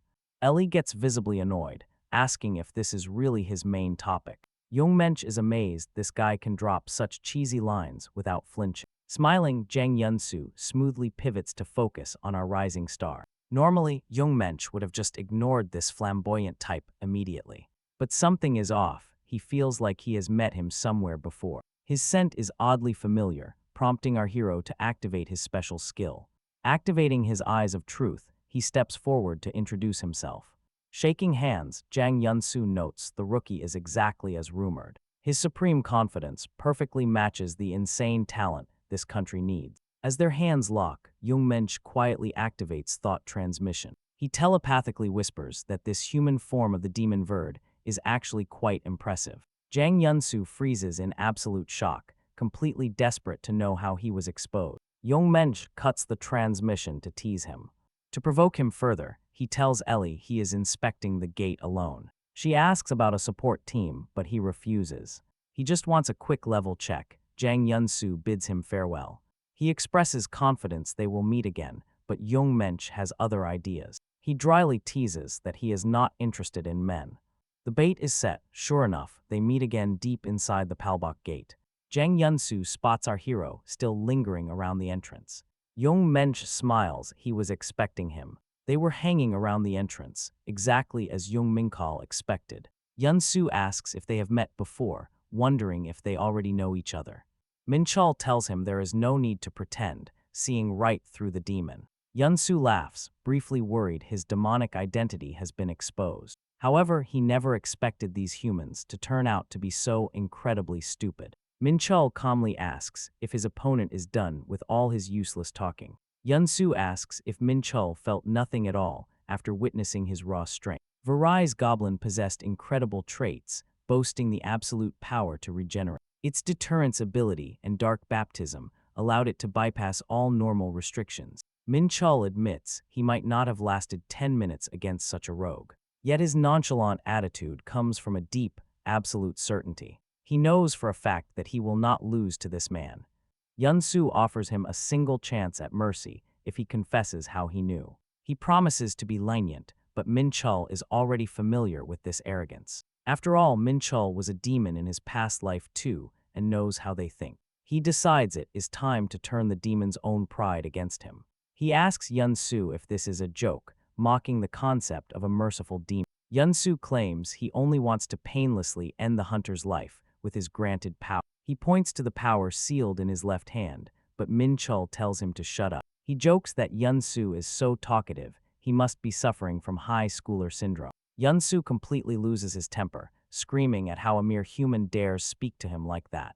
Menchul just waits for the strike. Honestly, tricking a demon is way too easy. Tricking a demon is incredibly simple, and Menchul quietly activates his dark hellfire. As Yun-Su prepares his attack, he suddenly feels himself trembling for some unknown reason. He wonders if Menchul's strange flames could actually pose a real threat. Menchul asks him if he is only just now starting to realize what is happening. Every demon in Pandemonium is bound to recognize the ultimate power of sin. They have a basic instinct to sense true power, and Verdai immediately feels it. He instinctively realizes the being standing right in front of him is a high-ranking demon. Menchul declares himself as the creator of the Flame Era, the very father of all spark. He is the symbol of destruction, claiming the Flame Lord has answered his call. Overwhelmed with fear, Yun-Su falls to his knees and begs Lord Ifrit for mercy. He introduces himself as Verdoshan of the demon race, desperately pleading for an audience. But Yun-Su cannot comprehend how the legendary Lord Ifrit could exist in this remote dimension. He was once a powerful spirit, but his essence was corrupted by a thirst for power. That dark obsession turned him into a demon, the terrifying Lord of the Flame. His legendary flames are feared across worlds for their absolute ruthlessness. Menchul warns him that failing to recognize the Lord is a grave crime. He declares that Yun-Su's insolence will be washed away by a baptism of fire. Yun-Su realizes his opponent truly intends to reduce him to nothing but ash. Menchul admits it is a pity to destroy him since his mana control is decent. Yet he must still pay for his insolence unless he offers a good excuse. If his repentance is genuine, Menchul might spare him from the terrible baptism of fire. He offers to take back the punishment if Yun-Su agrees to become his servant. By serving him, Yun-Su can atone for his sins without wasting his talent. After all, hellfire is a devastating force created solely to bring absolute destruction. Maintaining this form is tough. It demands absolute, extreme control. There is a massive, completely unbridgeable divide between their two species. If Jang Yun-Su rejects this offer and attacks, Jung Menchul will absolutely need backup. Honestly, who would actually turn down the golden chance to serve a legendary, high-ranking demon? Jung Menchul just wanted his target to bite the bait now. Jang Yun-Su eagerly admitted he always believed a supreme and powerful entity like Lord Ifrit would recognize his true potential. Finally, his hidden talent is noticed. The sheer scale of his gift is terrifying. Then, Jang Yun-Su added that he deeply envied his lord's immense power. No one ever appreciated him. But he knew a supreme, legendary leader like Lord Ifrit would see his true worth. Jang Yun-Su promised to become his loyal servant, Verdai of the demon race. Swears on his very soul to serve Lord Ifrit. Jung Menchul thought, is this actually working? He told him he goes by Jung Menchul here, so drop the formalities. Hearing this, Jang Yun-Su hesitated, completely shocked. How could he dare speak casually to the ruler of the throne? Jung Menchul casually reminded him they were speaking just fine a moment ago. Protagonist then asked if any other demons had crossed over to Earth. Jang Yun-soo eagerly confirmed it, offering to gladly spill every single piece of information he currently knows. According to Verdai's detailed story, a group of 5 elite demons had successfully crossed over, tasked with building a massive army. Their goal is total global conquest, aided by a special taboo dark baptism that helps to bypass their natural dimensional limits. While the creator of this magic remains a total mystery, the primary suspect is a dark sorcerer named Roslin. Roslin serves directly under Lord Asodius, but for incredibly high-ranking entities, these simple bypasses are completely useless. Jang Yun-soo proudly declared that out of the 5, he was easily the most powerful. Hearing this, Jung Menchul quietly realized something very crucial. If this guy is their peak, he is safe. But if word of this reaches Elysium, a devastating, all-out war is going to erupt. In the past, Elysium and Pandemonium had constantly clashed over the mysterious tower. That suddenly appeared, but with Deimos dead, Pandemonium struggled to continue the active conflict, while Elysium lacked the strength for an offensive. So both factions signed a truce. Because of this, the country holding the tower was declared a neutral zone. But if the demons are ignoring the treaty now, it means they are after the tower. Jung Menchul knows he cannot let this slide. They crave raw power. These dangerous beasts will stop at absolutely nothing to achieve total domination. At any moment, a massive conflict could erupt. Talk about a storm brewing. Menchul issues any orders. Verdai promises to execute them all perfectly. Jung Menchul declared that from now on, he will be his eyes and ears. Verdai could barely believe he received such an incredible honor.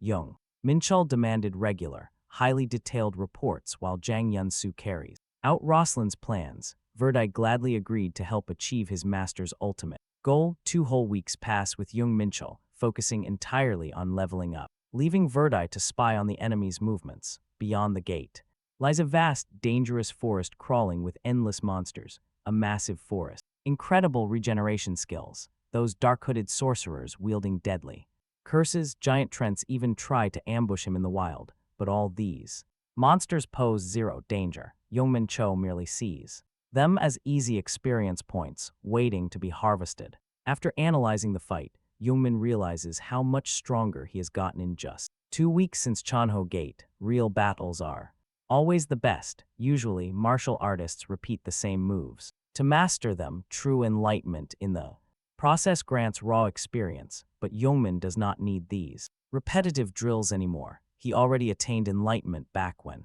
he was a Demos. Right now, his body simply needs combat to learn the physical movements and unlock the deep concepts of battle. He must understand how muscles move in this enlightened state. Once complete harmony is achieved, he will finally unleash the ultimate power of his martial arts. Suddenly, an armed monster charges. Jungmin grabs his sword, noting that this loud beast is getting on his nerves. He unleashes his tiger's technique. The beast stands zero chance against it. With a swift flick of his wrist, Jungmin slices the beast in half. It is completely finished. Staring at his weapon, he feels the true blade energy. Previously, he could not contain such extreme force, causing it to scatter. Now he keeps the cosmic energy under absolute control, channeling it straight into his weapon. This is all thanks to his growing mastery of martial arts and his deepening connection to the universe. Over the last 2 weeks, Jungmin has realized that his physical body still cannot keep up with his weapons. He needs more training. From now on, he must focus on building physical stamina rather than cosmic energy. He plans to start with morning workouts. Suddenly, a voice calls out to him.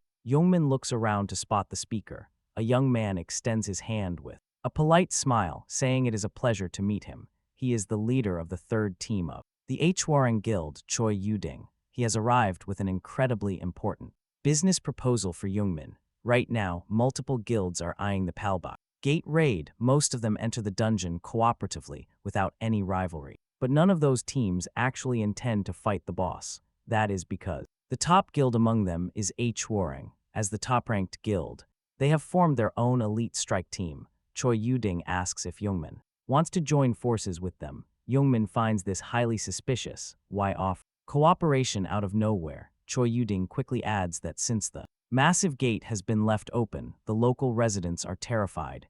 It is vital to resolve the issue immediately. Jungmin remains highly skeptical.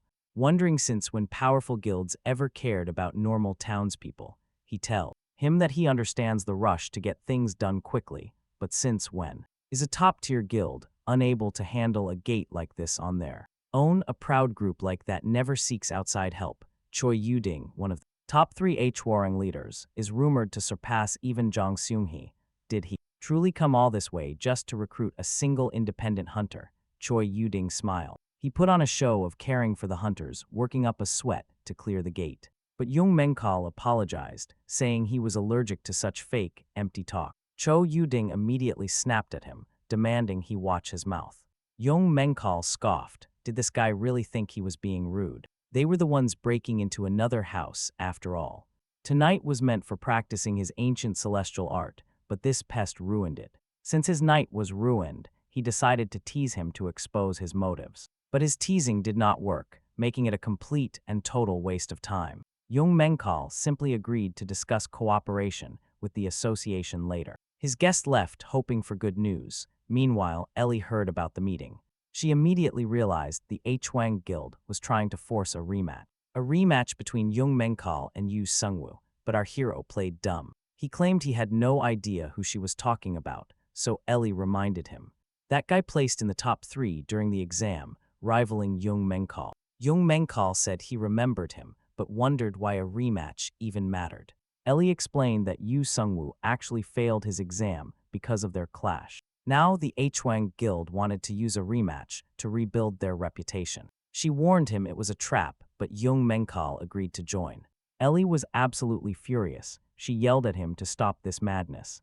They were clearly trying to take advantage of him, but he just smiled. He replied that their obvious scheme was the exact reason he accepted. He would happily take whatever heavy price the Hwang Guild was willing to pay, but he had zero intention of letting them run the show. He was going to make Choi Yuding pay for ruining his training time. Soon, the Hwang Guild representatives thanked Jung Menchul for showing up. Choi Yuding smugly suggested he stay in the back and just watch them. He claimed it was for his safety. Jung Menchul quietly agreed to it. He was actually quite curious to see their combat style in action anyway. Their 20-man raid squad was fully stacked with tanks, heavy hitters, and mages. Every single one of them looked down on Jung Menchul with arrogance. But having dealt with plenty of trash talkers in his past life, he ignored them. Just then, another hunter stepped forward to greet Jung Menchul with a smirk. He claimed they had met before and acted like they were old friends. Our hero wondered who this guy even was and why he was acting friendly. Jung Menchul bluntly replied that he did not have any friends like him. The man introduced himself as Yu Sungwoo, reminding him of their license exam. Yu Sungwoo claimed he was looking forward to proving his real strength today. But Jung Menchul could smell the pure, concentrated anger behind his polite words. It was the exact same toxic energy he used to face in the pandemonium. Yu Sungwoo smiled, repeating how much he anticipated their joint hunt. Jung Menchul grinned. This raid was about to get a whole lot better. Moving out cautiously, the hunters set off deep into the dungeon. Suddenly, a massive, terrifying monster blocked their path, a giant ancient tree. Yu Sungwoo immediately ordered their main tanks to charge straight in. They slammed the beast with heavy shield strikes and swords. They unleashed suppression spells, windblade, and pillars of fire, but Menchul notices the giant trent's thick bark has incredibly high magic resistance. Frontline. Vanguard hunters charge in first, followed closely by the mages. Sure, these Huron rookies lack the polish of veteran frontline elites, but their execution is still highly professional. They seamlessly chain shockwaves and fire magic. Wait, shouldn't this fight feel a lot more intense? Instead, Menchul starts yawning. When will this tedious battle finally end? Playing by the book is not his style. Menchul wonders why their leader Yuding is just standing by. Surely he could wrap this up much faster. Then Yusung steps up, executing 10 rapid, consecutive sweeps. Thanks to the synchronized teamwork of the entire guild, the massive monster is successfully taken down. The hunters quickly harvest its parts. Yusung asks Menchul for his thoughts on their flawless performance. Our hero replies that it was fairly decent. Yusung smiles, boasting that their raid has only just begun. Menchul admits he was impressed by the smooth coordination of the recruits. He honestly didn't expect such solid teamwork. Privately, though, he notes that Yusung definitely outshines the others. Suddenly, a nearby hunter screamed. that the beast has high firepower, priority, and banishment skills. Amazed, thrusts her staff forward, desperate to blast the creature with her magical attacks, but to prevent a total disaster, Menchul shields the young girl, fearlessly standing right in front of the colossal titan. In a flash, he delivers a devastating, clean vertical slash right through the monster. The maid gasps in relief, but since the other hunters suffered heavy casualties, our hero does not even get half of his expected reward. Their leader explains that in this gate, the whole mountain serves as the boss zone. From here on, they are officially stepping into dangerous boss territory. Stay on high alert. Meanwhile, Menchul realizes Yuding actually has a hidden motive for staying back. Yuding instructs his deputy, Yusung, to handle the fight flawlessly. However, Yusung secretly doubts if Menchul should even be given the chance to participate in this hunt. Menchul immediately senses that these guys are intentionally sidelining him to keep him from getting any action. Our hero steps in, bluntly reminding the leader that he has developed a severe allergy to brainless chatter lately. Yuding frowns, scoffing that the young hunter has a remarkably sharp tongue. After all, they are supposed to be comrades here. Menchul snaps back that if they plan to freeze him out, he would have much preferred to hunt solo. Cracking his knuckles, Menchul proposes a little wager to settle this. He boldly challenges their entire raid force, pitting them against him. He will take the boss alone. First wins unless they are too chicken to accept. Hearing this, the hunters erupt in absolute fury. Who is this kid? Menchul calmly clarifies that he will even exclude their useless leader. Our hero notes that Yuding is far too controversial to participate. The group leader snaps that his jokes are ridiculous. Does he really think he can win alone? Menchul shrugs. He has been holding back to accommodate them. Now it is their turn to keep up. Our hero has absolutely zero intention of following their petty schedules anymore. Yusung suggests the leader accepts the gamble, leaving Choi Yuding completely stunned. Was there any point in this bet? Young Woo noticed Jung Menchul ranked first in the exam, so he had to be ridiculously overconfident. Choi Yuding agreed, planning to step in if Jung Menchul got into serious danger. Jung Menchul dismissed the worry, fully aware of what he was getting into. He would handle everything himself. After all, he had a massive advantage. With his eyes of truth skill, he knew he could slay the boss first. Now it was a race against time. Looking around, Jung Menchul noticed that the Hwarang Guild was not chasing him at all. Thinking about it, he remembered the special boots and top-tier gear they were wearing. They definitely knew something about the boss of this mountain area. This entire mountain was boss territory, but if their info source was shady, their informant was Hyun, they might have deliberately hidden the key details. Our hero did not know what kind of monster was waiting here. Was it too powerful for the Hwarang Guild? Suddenly, Jung Menchul fell. The ground shook violently beneath his feet. Suddenly, a massive creature burst. From the earth, a giant sandworm let out a deafening roar. Jung Menchul realized the monster was mountain-sized and incredibly loud. Our hero knew he needed his enhanced demonic defense energy to survive its devastating attacks. The blind sandworm relied entirely on ground vibrations to find its prey. It was incredibly fast, covered in ironclad scales with insane healing abilities. This was no easy fight. Jung Menchul quickly realized that dodging was no longer an option. He had to take the hit directly. Instead of defending, he chose to neutralize the strike with a counterattack. The Hwarang hunters were still nowhere to be seen. Jung Menchul figured they were preparing a grand plan, but by the time they finally arrived, only sliced pieces of the sandworm would remain. Jung Menchul struck again, driving his blade deep into the monster. The cut was shallow, but it did the job. Martial arts were not his only weapon. Targeting the beast's hardened shell with powerful weapons and rare skills, our hero systematically tore the massive boss monster apart. Nearby, other hunters felt the earth shake and feared a massive landslide. But looking up, they witnessed a sight that literally blew their minds. A giant sandworm was being absolutely shredded by Hunter Jung Menchul. The members of the Hwarang Guild watched in awe, wondering if this was even humanly possible. Surely, not even their own leader could copy that. Young Woo stood frozen. He thought the rookie would run and hide. How could he take on a sandworm alone? Choi Yuding ordered his deputy to halt. Joining the fight now would put everyone in danger. Young Woo argued they would lose the bet at this rate. Choi Yuding admitted they had completely miscalculated this time.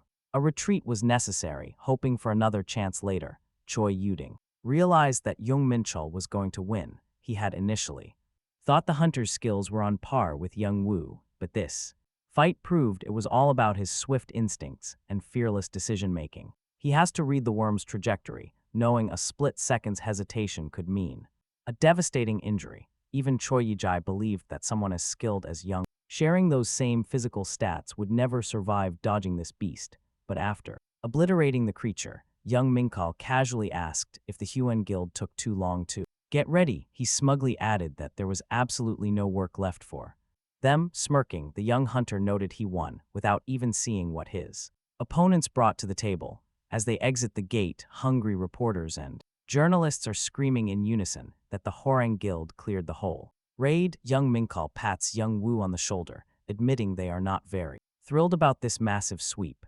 Ellie immediately asks her junior what really went down. Young Minkal explains the entire situation. She smiles, saying he earned some brilliant free publicity, but he counters that this hype will only pile more work onto her desk. Ellie laughs, replying she welcomes the challenge. Still, Young Minkal sighs, joking that she is purely obsessed with working, but his manager quickly fires back. He is the absolute last person who should talk. After all, he is completely obsessed with hunting. Playfully offended, Young Minkal snaps that throwing actual facts around is a pretty cheap move. Grinning, he suddenly reveals his plan to challenge the dangerous Tower of Trials next. Ellie thinks he is completely out of his mind, but with a straight face he tells her that every elite powerhouse he has ever battled hailed directly from that tower.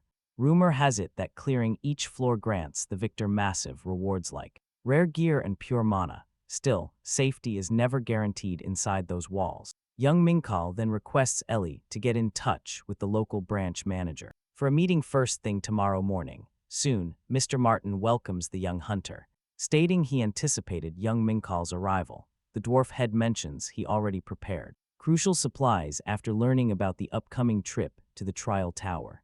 The crafty dwarf boasts that a true partner stays a step ahead, presenting a massive half-ton dimensional bag. Reviewing the inventory, Young Minkal admits Martin is incredibly thorough. The dwarf proudly notes he earned his managerial rank through skill, not by winning some lucky poker match. Young Minkal immediately offers to deduct supply expenses, no debts. Deep down, the hunter knows the Interstellar Alliance always expects double returns on every single investment. He refuses to carry any nagging debts. To deal with this massive galactic force, he absolutely must stand as an equal. Next, Young Minkal asks the dwarf manager for a completely different favor, requesting a highly skilled construction specialist. He intends to build a private training ground that mirrors a gate's high mana density and overall efficiency. Since raiding gates daily is not always feasible, he wants a custom facility to paint a massive, high-yield mana gathering circle. Meeting specific conditions while exercising will trigger the seal to amplify the surrounding magical energy. The dwarf meticulously notes down every single instruction. Young Minkal estimates the grand total around 700 million coins. Martin offers to cover the leftover balance himself, but Young Minkal immediately declines the generous gesture. Grabbing the pocket dimension bag, Young Minkal takes his leave, mentioning he relies heavily on the dwarf's support. But as he walks away, Martin calls out, asking a final, critical question about the Jung Menchul quietly wondered if an uninvited guest must always be human. The guild's branch manager believed him to be a clone of a high-ranking cosmic entity. Jung Menchul then asked if his companion was truly curious about the truth. Our hero casually told him that finding out the answer required him to die. He calmly added that Mr. Martin would only need to experience death once. Confused, the branch head demanded to know what that was supposed to mean. Jung Menchul kept quiet, wanting to build real trust first. Mr. Martin grew increasingly frustrated, realizing he was kept at arm's length by our hero. Nearby girls stared at our handsome hero, trying to recall where they saw him. Even the charming young companion sitting next to him caught their attention. Jung Yun-soo ignored them, telling the protagonist he felt honored to be invited. Meanwhile, the girls kept debating whether to ask for their phone numbers. Jung Mincho pointed out that his young companion possessed excellent control of mana. Our hero quickly activated a soundproof barrier to secure their conversation. Jung Yun-soo thanked the veteran hunter for such an amazing compliment. He was told to instantly wipe that nasty smirk off his face. Jung Menchul explained that the guild was currently focusing on rapid expansion. He proudly declared them loyal servants, guided by the powerful black flame. It had not been long since he founded the guild to grow forces. Under his leadership, the organization grew into a highly prosperous group. Jung Menchul noted that his companion's abilities were impressive for his age. His raw combat characteristics far exceeded those of average people. And let's be honest, our hero wasn't about to let that talent go to waste. So he looked straight at Jung Menchul and asked if he trusted him. Jung Menchul replied that he had already sworn a solemn oath on his soul. Our hero raised his hand, ordering him not to move a single millimeter. No matter what happened next, he knew he had to concentrate completely. If he got distracted for even a second, he might actually die. The demon clan manipulates mana differently, preventing him from teaching dark magic.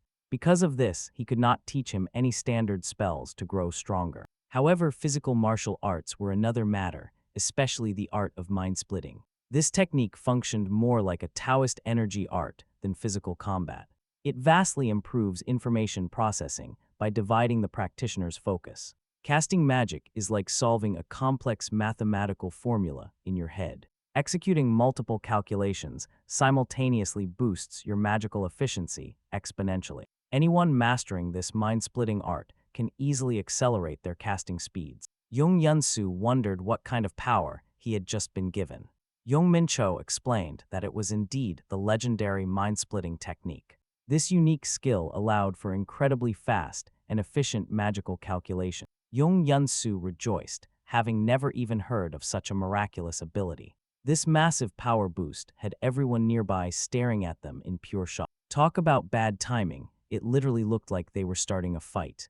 Though he disliked doing this in a public place, the transfer went smoothly. Jung Menchul knew any outside interference would have triggered a deadly backlash. Messing with another person's mind always carries the risk of total destruction. The infiltrator and the victim were in danger, but our hero was no different. He only trusted himself. Chang Yunsu asked if they should have rented a room, or maybe a business office. Jung Menchul replied that a place like that was too expensive. Verdi asked if his master was rich. Jung Menchul remembered he actually was. He was wealthy, sure, but he still kept the cheap habits of his college days. The guys decided to wrap up the talk since they already got what they wanted. Jung Menchul told his companion to train hard and push his skills to 2 stars. He needed to reach 2 stars before they met up again. Jung Menchul then meant that he really needed to visit his hometown before finally entering the tower. Our hero told his friend there was no need to follow him everywhere like this.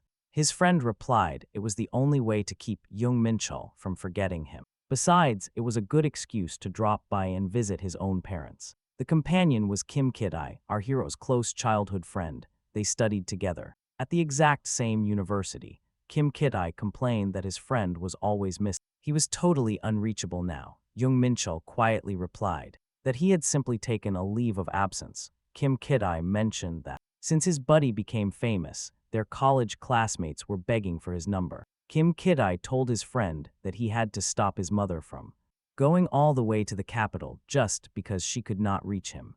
All he did was show her a news article about her son, which shocked her. After they cleared Paul's gate, our hero joked that at this rate, he would end up dying completely alone. Luckily, he ran into Kim Kid-ai right at that exact moment. Thanks to his buddy, our hero finally got to call his mother. Kim Kid-ai thought it was hilarious seeing the mighty Jung Menchul look so incredibly nervous. After all, who else but a true childhood friend would help him choose gifts for his parents? They settled on some fresh fruit and high-quality beef.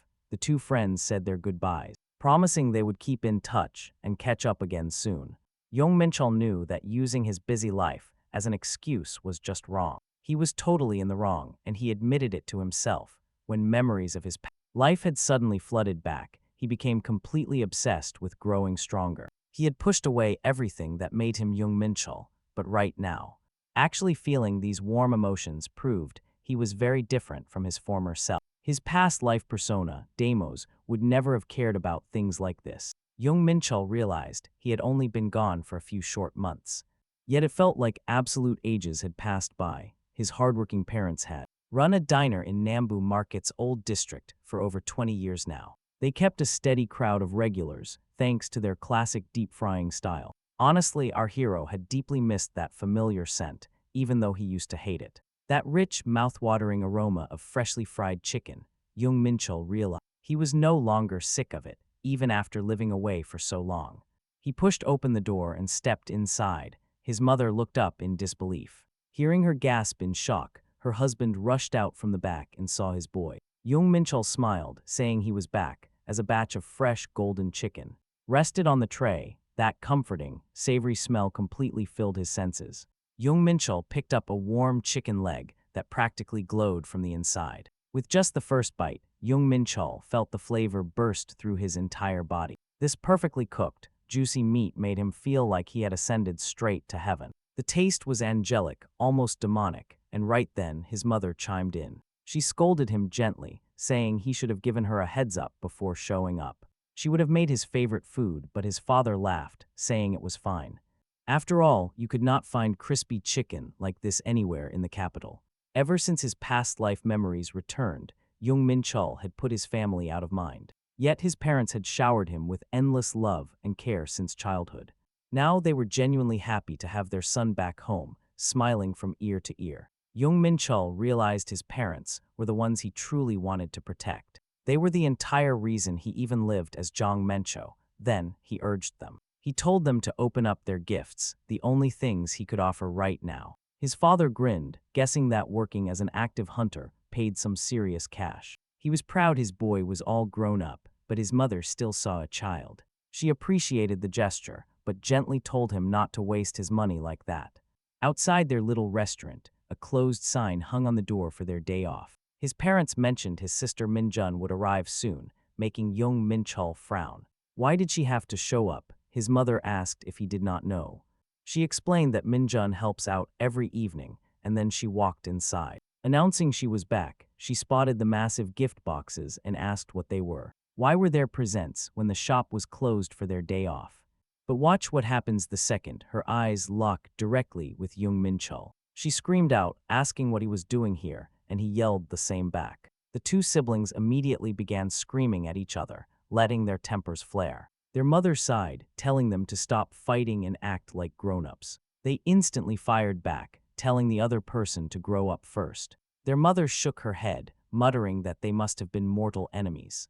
Jung Menchul recalled his past life, thinking of all the annoying enemies he had. He could easily believe his annoying sister was actually one of them back then. Minjun eyed the pile, asking where her gift was, but he scoffed. He told her there was nothing for her, but she did not buy it. She insisted her favorite brother would never leave her out, but he denied having a sister. Still, Jung Menchul gave in, handing over a secret package that made her light up. Ecstatic, Minjun dug in, thrilled to see her father's special chicken on the table. Their father smiled, proudly saying it was still crispy since he just fried it. Suddenly, the television announcer reported that the massive gate in Jeonju had finally closed. It had taken 18 long days, and his mother gasped with immense relief. As the news reporter dove into details, she whispered how glad she was. She was glad everyone was safe, but her husband puffed out his chest. He promised to protect her no matter what danger came their way. Blushing, she told him to stop being so embarrassing in front of the kids. Honestly, Jung Menchul only cleared that dungeon because it was way too close to home. But seeing his parents this happy and safe made all his hard work worth it. On screen, they praised the brave hunters who fought to close the portal. They credited the victory to the leadership of the legendary Hwarren Guild leader, Cho Yu. The television anchor announces that the upcoming boss raid will be conducted by Hunter Jung Menchul alone. This leaves his parents completely shocked by the sudden news. This high-profile raid is backed by a brand new alliance between the Hwarren Guild and the Interstellar Alliance, immediately catching his sister Minjun's full attention. Even the massive Hwang Guild has reportedly stepped up to support Jung Menchul in this raid. Everyone listens breathlessly as Hector explains the stakes of this boss fight. From the exam to the rift, and now this massive gate, everyone is waiting. The broadcast ends. Everyone eagerly awaits the hunter's next big move. A heavy silence hangs in the living room until his mother finally speaks up. She gently asks her son if he finally wants to explain what he meant by staying safe.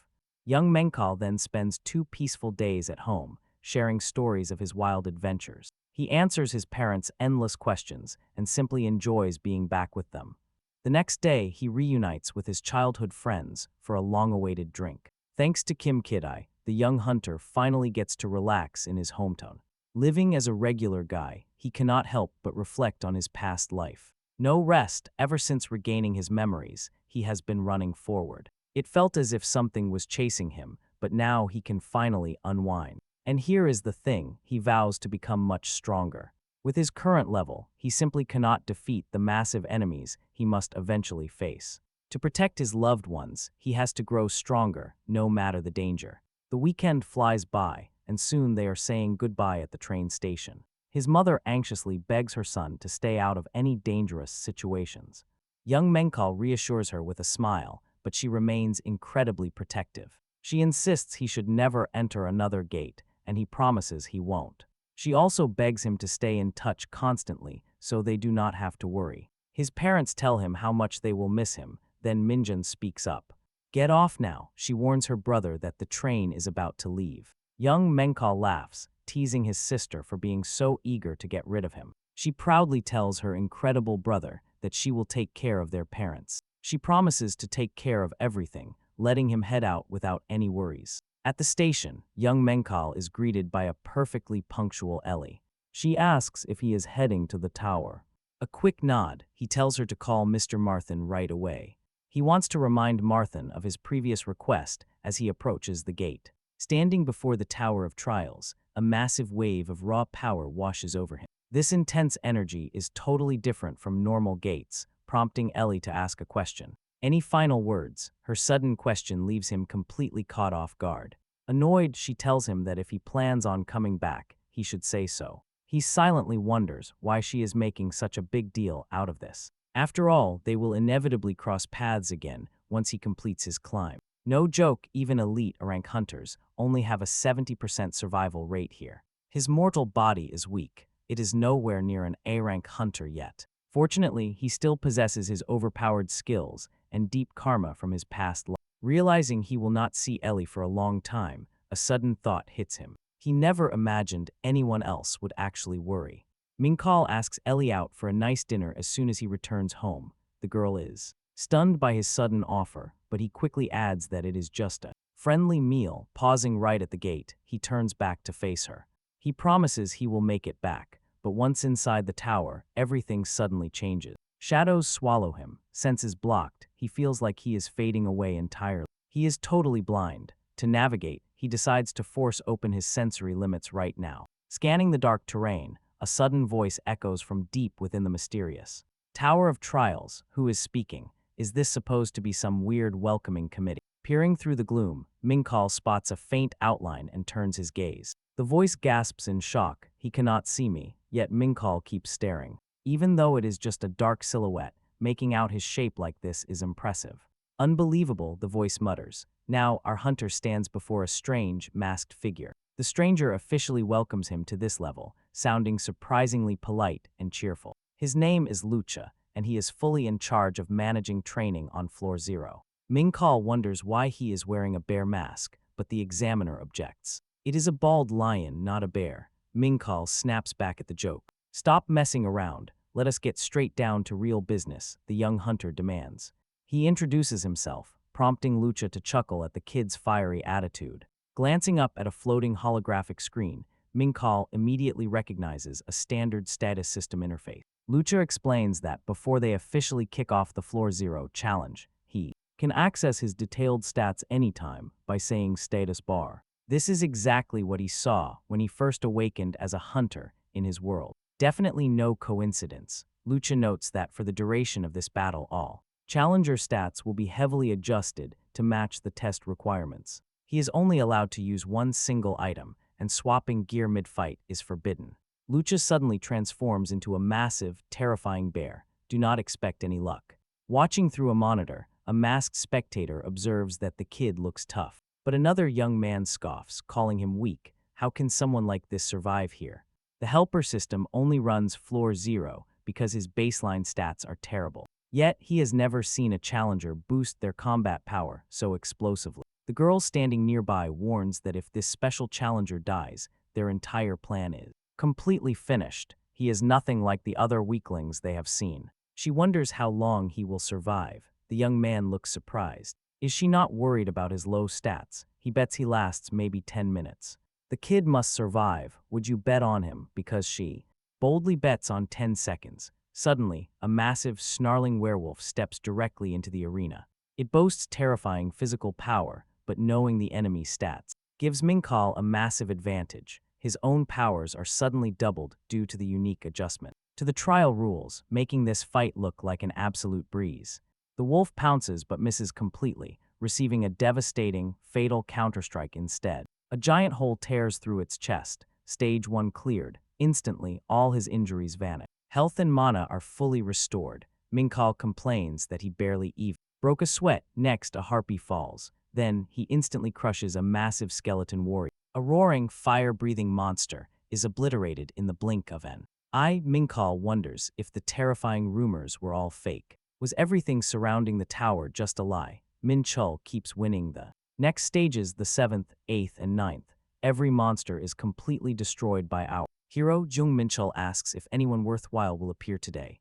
Nearby, a young watching him wonders if he needs to make an appointment with an eye doctor. His companion admits she must be having vision problems too. 10 steps in 9 seconds. Absolutely unreal. Most normal rankers never live to see it. The young man realizes why this guy caught her interest.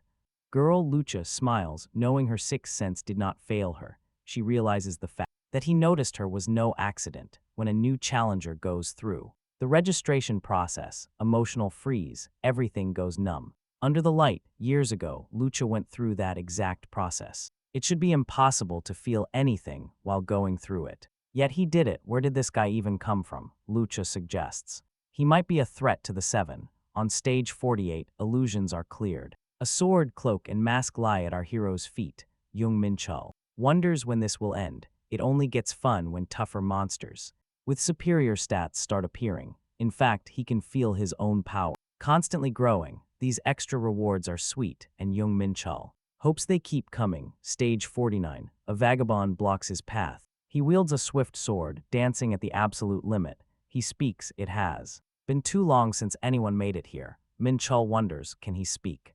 The wanderer prepares his blade and warns that the real trial is starting. He wants to test our hero. Time to prove those combat skills. His style relies on rapid swings that put massive pressure on his opponent. The way to beat him is to completely crush his speed with overwhelming force. Menchul unleashes the blade of the 5 tigers. Jung Menchul warns his opponent that his attack is blocked. The wanderer admits he has met strong challengers, but never anyone like this kid. Jung Menchul smirks. Is that supposed to be a compliment? The old man adds that the 7 face the same. For a moment, the rivals lock eyes as they draw closer. Their swords clash with a harsh metallic screech. The wanderer wonders what power lurks in that blade. Jung Menchul just scoffs. Did this old man really think buzzing around like a fly would work? Jung Menchul realizes one hit is not enough. He needs 2. Double the pressure. The old man cannot believe he is actually losing. His opponent's skill is superior. Jung Menchul realizes that the trick here is to land rapid consecutive strikes instead of slow combos, which will deal far more damage than one strong, haphazard hit. With his buffs running, our hero will not lose. Raw stats mean nothing. The wanderer notes that only 8 opponents, including this kid, have ever defeated him. Jung Menchul figures that those 8 must be the legendary 7. The wanderer confirms that those 7 do indeed rule the entire tower. But will this young man actually survive the final test? The old man admits he enjoyed crossing swords for the first time in ages. 49th stage cleared. The announcement rings out. Final stage up next. Begin. A brilliant, blinding glow erupts right before him. Jung Menchul sees the He stared at the knights ahead, wondering if this was overkill. An entire legion blocked his path. 100 knights, every single one of them had to fall. They clearly wanted to overwhelm him using sheer, brutal numbers. Minkal knew that if he just stood there watching, they would keep piling buffs on themselves. No time to lose. He rushed straight into the fray. Charging forward, his main targets were the annoying mages, casting those enhancement spells. They had to die first. Instantly, a massive fireball and a water arrow shot right at him. He dodged cleanly, but a sneaky stealth attack followed. An unexpected ambush suddenly struck him right from the pitch-black shadows. Even a slowness debuff and a curse of blindness couldn't hold Minkal back. He realized they were throwing every debuff possible just to seal any chance of escape. A devastating ultimate attack was bound to follow this setup. And there it was, a strike so fast and wide he had no hope of dodging it. Retreat was impossible. If he couldn't avoid it, he would just strike back harder. The armored legionnaires quickly began surrounding him on all sides. Their strikes became perfectly coordinated, but Minkal just grinned at the challenge. Honestly, if they want to rush him all at once, that is just fine by him. It was finally the perfect time to unleash his purifying divine flame. In large-scale battles, gaps always appear in enemy formations without them even noticing. But these experienced fighters wouldn't make sloppy mistakes. They kept their formation tight, but Minkal was ready to exploit any tiny error. He lunged forward, sliding right through their guard and stabbing a knight clean through. Their careless positioning had cost them, and death was the only outcome. A flashing system alert. Only 97 enemies remained. The count kept dropping as Minkal tore through them without pause. He was moving like a blur, crushing his opponents second after second. Dodging every single incoming attack wasn't even necessary anymore, he realized. Taking a hit was necessary to prevent a change in their tactics. Shouts echoed through the ranks. They needed to protect their mages at all costs. Minkal was actually quite impressed by how fast they adjusted their defense. A massive firestorm suddenly erupted right where he stood. He leaped backward just in time as a massive ice spear shattered the ground. Desperate warnings echoed as he breached their backlines. But warning each other was completely useless now. Minkal was already right on top of them. His blade was drawn. The God of War title wasn't cheap. It was a legendary moniker, earned through countless bloodbaths at the absolute peak. He had worked way too hard for it. The legionnaires desperately locked their shields. They tried to form an impenetrable wall, but Minkal saw right through it. A slight shift in his angle would shatter their fortress. The knights stood firm behind their massive, unwavering shield wall. But this overly defensive move was exactly what handed him the entire battle. Minkal leaped back a few paces, then started hacking at their heavy shields. These strikes did no damage, but they created a vital gap. He found his opening, slipped past their guard, and penetrated deep inside their formation. Too slow, he stepped in closer to end this. High legionnaires as he prepared to strike. The system reported that were 82 legionnaires remaining. One mage was wounded, and now that our hero has cleared out the most troublesome warriors, he needs to target the enemy's vital spots. Fighting should be much easier now. The legionnaires have realized that their mages are wiped out. Now they need a new strategy. The legionnaires hesitated. Jung Menchul wondered if 69 against 1 was too small of a crowd. Jung Menchul decided to close the distance and charge forward. After a brutal clash, the system reported that only one legionnaire remained. The lone survivor could not comprehend how a single human had slaughtered them all. Jung Menchul asked what the deal was. He declared that it was time to wrap things up and pierce the final legionnaire right through with his spear. Jung Menchul figured he did a solid job this time. The system reported that 0 legionnaires remained. The spectator watching through his monitor went completely wild. That this was absolutely insane. How could the legion lose? He asked Lucha if she predicted this. The girl shook her head, wondering how she could have known. Lucha admitted that while she looked forward to the clash, she never expected man to obliterate the legion. They were a massive army of high-ranking undead, bound by a shared spirit and fueled by pure vengeance. The legion operates like an unstoppable beast that crushed everyone by force, completely undefeated. Yet this time they lost to Hunter Jung Menchul. The system announced that he now ranks first among all who have cleared the Floor 0 trials. Holding the top spot is Jung Menchul, with the Demon King sitting in second. Our hero scoffed at the self-proclaimed 7 emperors who boasted of such grand titles. Since not a single one made this leaderboard, the system declared he had accomplished what no other challenger ever could. Now, his name and reputation were recorded in the tower's permanent history. Jung Menchul also received currency points for use inside the tower. Suddenly, Lucha appeared behind our hero and congratulated him on passing the trial. Jung Menchul flinched, leaping away in surprise. How had Lucha slipped right past his senses? He wondered if it was an exploit of the tower system or her own manager powers. Lucha teased that he looked awfully stressed for someone who just cleared the test. She then offered the hunter a special reward for his success, and at that very moment a brilliant flash of light erupted right before him. As the light faded, extraordinary object materialized. It was the Stone of Peace, a legendary artifact. Creation, Jung Menchul wondered if Lucha had truly handed over this priceless relic. The Stone of Peace was a mythic gem capable of forging an entire dimension. Though a piece this small couldn't manifest a whole new world, its latent power remained immense. Lucha smiled, confirming this was indeed his grand reward for clearing Floor Zero. Our hero wondered if she even realized what she had given him. Shouldn't she know everything? But Lucha explained that the tower holds countless secrets, and even she only knows a fraction. Jung Menchul simply smiled, mentioning he had his own personal sources of intel. There was absolutely no need to reveal how he acquired such secret knowledge. Lucha shrugged, noting that either way, he clearly understood his prize was. It was an incredibly special item, far more valuable than the rewards from other floors. In fact, no reward beats this stone. If processed correctly, it yields something massive. One could obtain an artifact of transcendent or even mythical rank from it. Only 15 items in existence belong to the mythic tier. Transcendent is lower, but even then, only 100 objects ever reach it. Yet Menchul claimed he did not need a weapon, prompting Lukai to speak up. Lukai argued it was the best use of the Peace Stone, but Menchul declined. Our hero had a different plan in mind, clenching his fist with raw power. He shattered the Peace Stone. Lukai stared in absolute shock, wondering what he did. Why would the challenger destroy such an incredibly priceless treasure? See, the energy of the universe equals the primal force of creation itself, and the Peace Stone holds that exact same cosmic power within its core. Now get ready for a move that absolutely nobody would ever dare. He was trying to absorb the Peace Stone, consuming all its escaping energy. Lukai watched the hunter, totally unable to make sense of the madness. Channeling the creation power of the stone, the hunter drew it all inward. He visualized a tiny universe inside his mind. Then, a system alert flashed. His mastery of the ancient celestial art just jumped by 10%. Menchul pushed his limits, but fully absorbing the stone was impossible. He estimated he only absorbed 1%, which was his current absolute limit.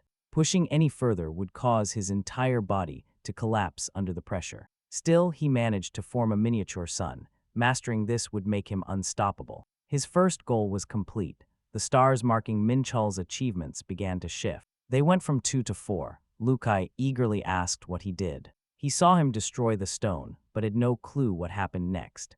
Menchul calmly explained that he simply absorbed the power. Lukai was stunned. He had never heard of such a crazy feat. How did he even think of that? Menchul replied it was pure instinct, admitting he did not know the details himself. The administrators realized he was telling the truth. He was genuinely being honest. To get past the 100th floor, he surely had more secrets hidden. He then received another stone, a token of the administrators' growing interest in him. The entity added that the unique stone would definitely come in handy later. Menchul immediately activated his Eyes of Truth skill to examine the mysterious item. It turned out to be an item linked to a specific hidden space inside the tower. There were still plenty of relics to collect here, like the shingle fragment. Menchul smiled, thinking things were finally starting to get highly interesting around here. Deciding to keep the item as a cool souvenir, he gladly accepted it. Now his main goal was reaching the top of the tower, completely unaware of what lay ahead. Suddenly, he materialized right in the middle of a vast desert. Talk about abrupt. Menchul realized that without his cosmic energy reserves, he would not survive here. He would not even be able to walk. Just then, a beast appeared. It let out a massive, deafening roar, but a second later, he obliterated it. Menchul continued forward, wondering why Floor Zero felt like a tutorial training ground. He wanted real action, not just mindless walking through the scorching sand. Any monster unfortunate enough to cross his path was systematically crushed, was completely destroyed. Exhausted from his long journey, the protagonist stopped to have a quick bite. He popped open a military ration and began digging into some instant fried rice. Surprisingly, it tasted pretty good. Jung Menchul pulled up his stats screen and wondered why his exploration progress was still stuck at just 0.2%. The system prompt confirmed he was stranded in a barren desert with one goal: survival. He needed to find the path leading up to the second floor, which was easier said than done. The real issue was that completing exploration to 100% did not matter. He just had to find that hidden exit. With any luck, Jung Menchul hoped he might stumble upon the exit and end this search quickly. Otherwise, he was going to be in a rush. Suddenly, he spotted some men and barked at them to freeze. Not taking any chances, our protagonist immediately readied his weapon, a massive spear. One of the strangers put his hands up, telling him to calm down since there was no need for violence. They only wanted to make a deal, asking if he was the rookie who had cleared the ground floor. Jung Menchul gave a tight nod, confirming his recent progress. The stranger offered to trade the second-floor entrance location in exchange for some of his rations. Jung Menchul immediately grew suspicious. If they knew where the exit was, why were they still here? It smelled like a trap, and they definitely could not be trusted. The stranger quickly explained that they intended to head up to the second floor eventually. Naturally, anyone stuck down here would want to advance, but they were in no rush. The leader added that besides the main quest, there was a secret hidden quest available. Completing this extra task would grant incredible benefits before they moved on to the next stage. Currently, they were entirely focused on clearing this special trial inside the tower. That was their excuse for hanging around the first floor for so long. It sounded plausible, but Jung Menchul made it clear that he still did not trust them. They could easily feed him fake directions just to steal his precious survival supplies. To prove his sincerity, the speaker offered him a physical map containing all their gathered data. It clearly marked the exact coordinates needed to reach the second-floor gate. By simply uttering the voice command map, he could view all the fully explored zones. Jung Menchul was stunned, wondering if such a handy system feature had existed all along. He cursed silently, annoyed that the system had never bothered to mention this in the beginning. Meanwhile, the stranger smirked, pegging the young man as an easily manipulated, weak novice. The scam seemed to be going perfectly. Jung Menchul agreed that it was a fair trade. He could always restock his inventory once he reached the upper levels of the tower. Accepting the proposal, he summoned several ration packs directly from his inventory space. To him, solid intelligence was far more valuable than a few extra meals right now.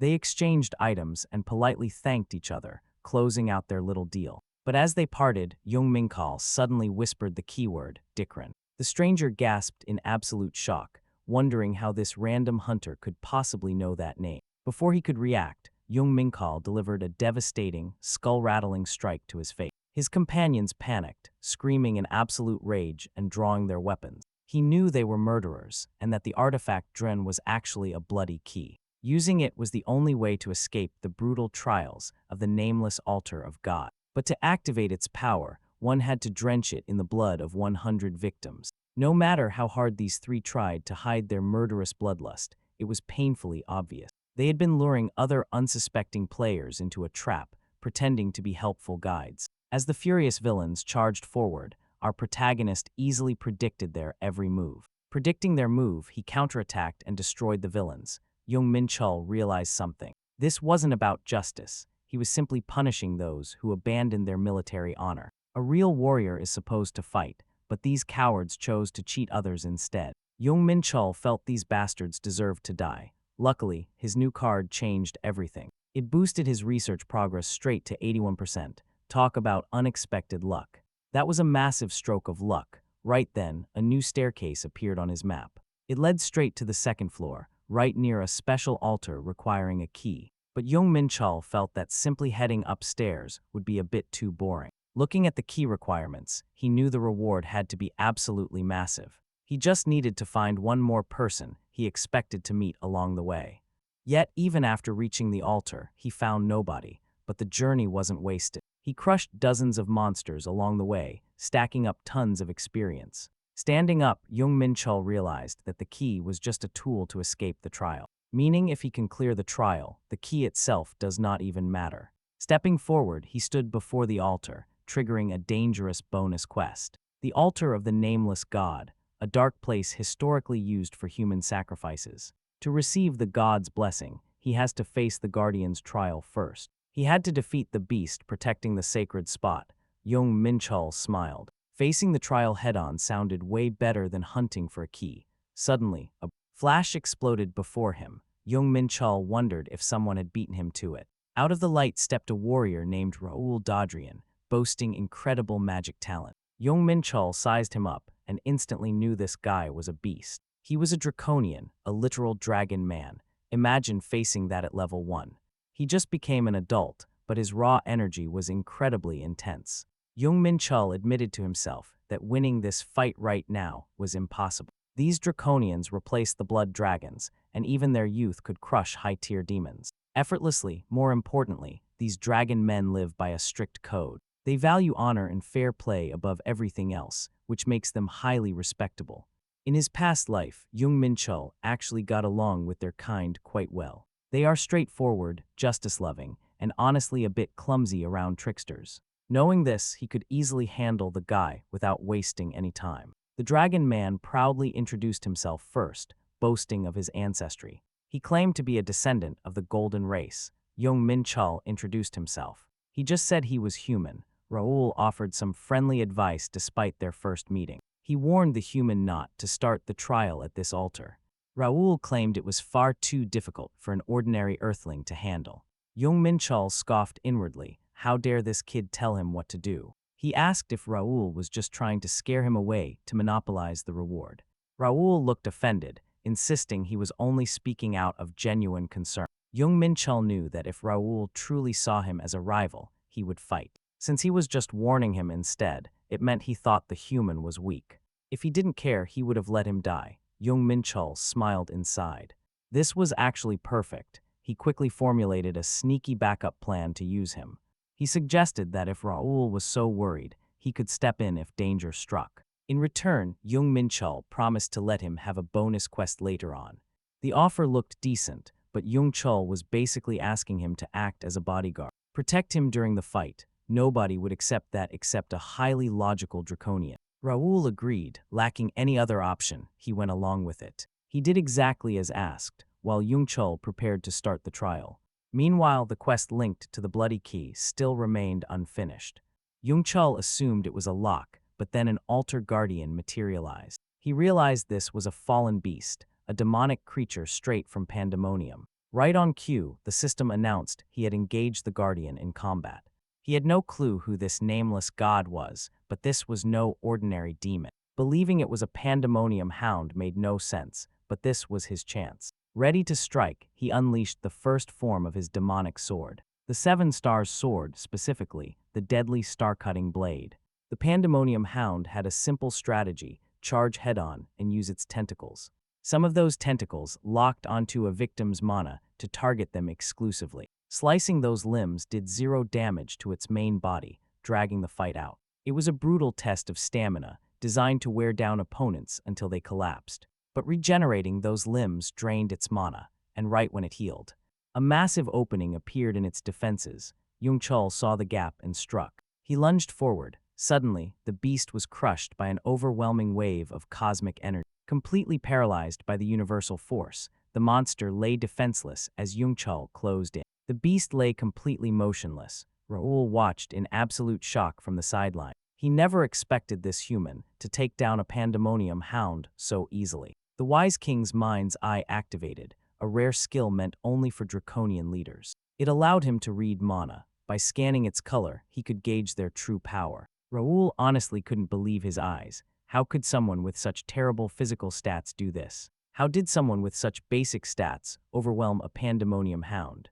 The draconian knew he needed the heart crystal. Suddenly, Jung Chul spun around. The beast was already starting to stir. He knew he had to finish it off right now. He wanted a clean, one-shot kill. Was his second form really enough? If he hadn't absorbed the peace stone earlier, he would have been in deep trouble. Luckily, that stone doubled his dark energy while cutting its consumption by a third. But despite the massive energy boost, his mediocre physical body still had severe limits. Jung Chul simply couldn't execute any advanced martial arts forms yet. His only real option was to obliterate the paralyzed beast before it fully recovered. Gritting his teeth, Jung Chul plunged his blade straight into the monster's skull. Suddenly, a strange brand on the back of his hand began to glow with intense light. This glow meant he had successfully unlocked the second level of his Black Star power. The black star rivaled mythic artifacts, capable of morphing into any weapon. Its power scaled with his growth. He didn't know how he got this lucky, but it would be a crime to waste this chance. The stronger his black star grew, the wider his combat options became. With that level of power, he could easily handle any danger waiting inside the tower. The only issue was the massive resources needed to unlock the star's full potential. And materials like that were impossible to find down here on the first floor. Still, defeating the Guardian yielded plenty of experience and a precious heart crystal. Our hero easily defeated the Guardian, gaining experience and a heart crystal. To get it, the heart crystal contains a strong, vengeful spirit. Raoul asks if it is true that Menchul received this crystal for completing his bonus quest. By the looks of it, the dragon warrior is barely holding himself back. He desperately wants that power stone. Why would a draconian need a heart crystal? A demon once tried to forge an item like the Stone of Peace. To do that, he sacrificed countless living beings, merging their souls into this artifact. Applying this crystal to an item, or using it in a spell, will instantly boost the raw combat power of a warrior by an insane margin. To use it safely, though, that dark energy must be completely suppressed. That makes the heart crystal a prized treasure for any demonic practitioner. It is perfect for warriors who rely on dark, underworld techniques. Dragons with their pure mana find it extremely hard to control.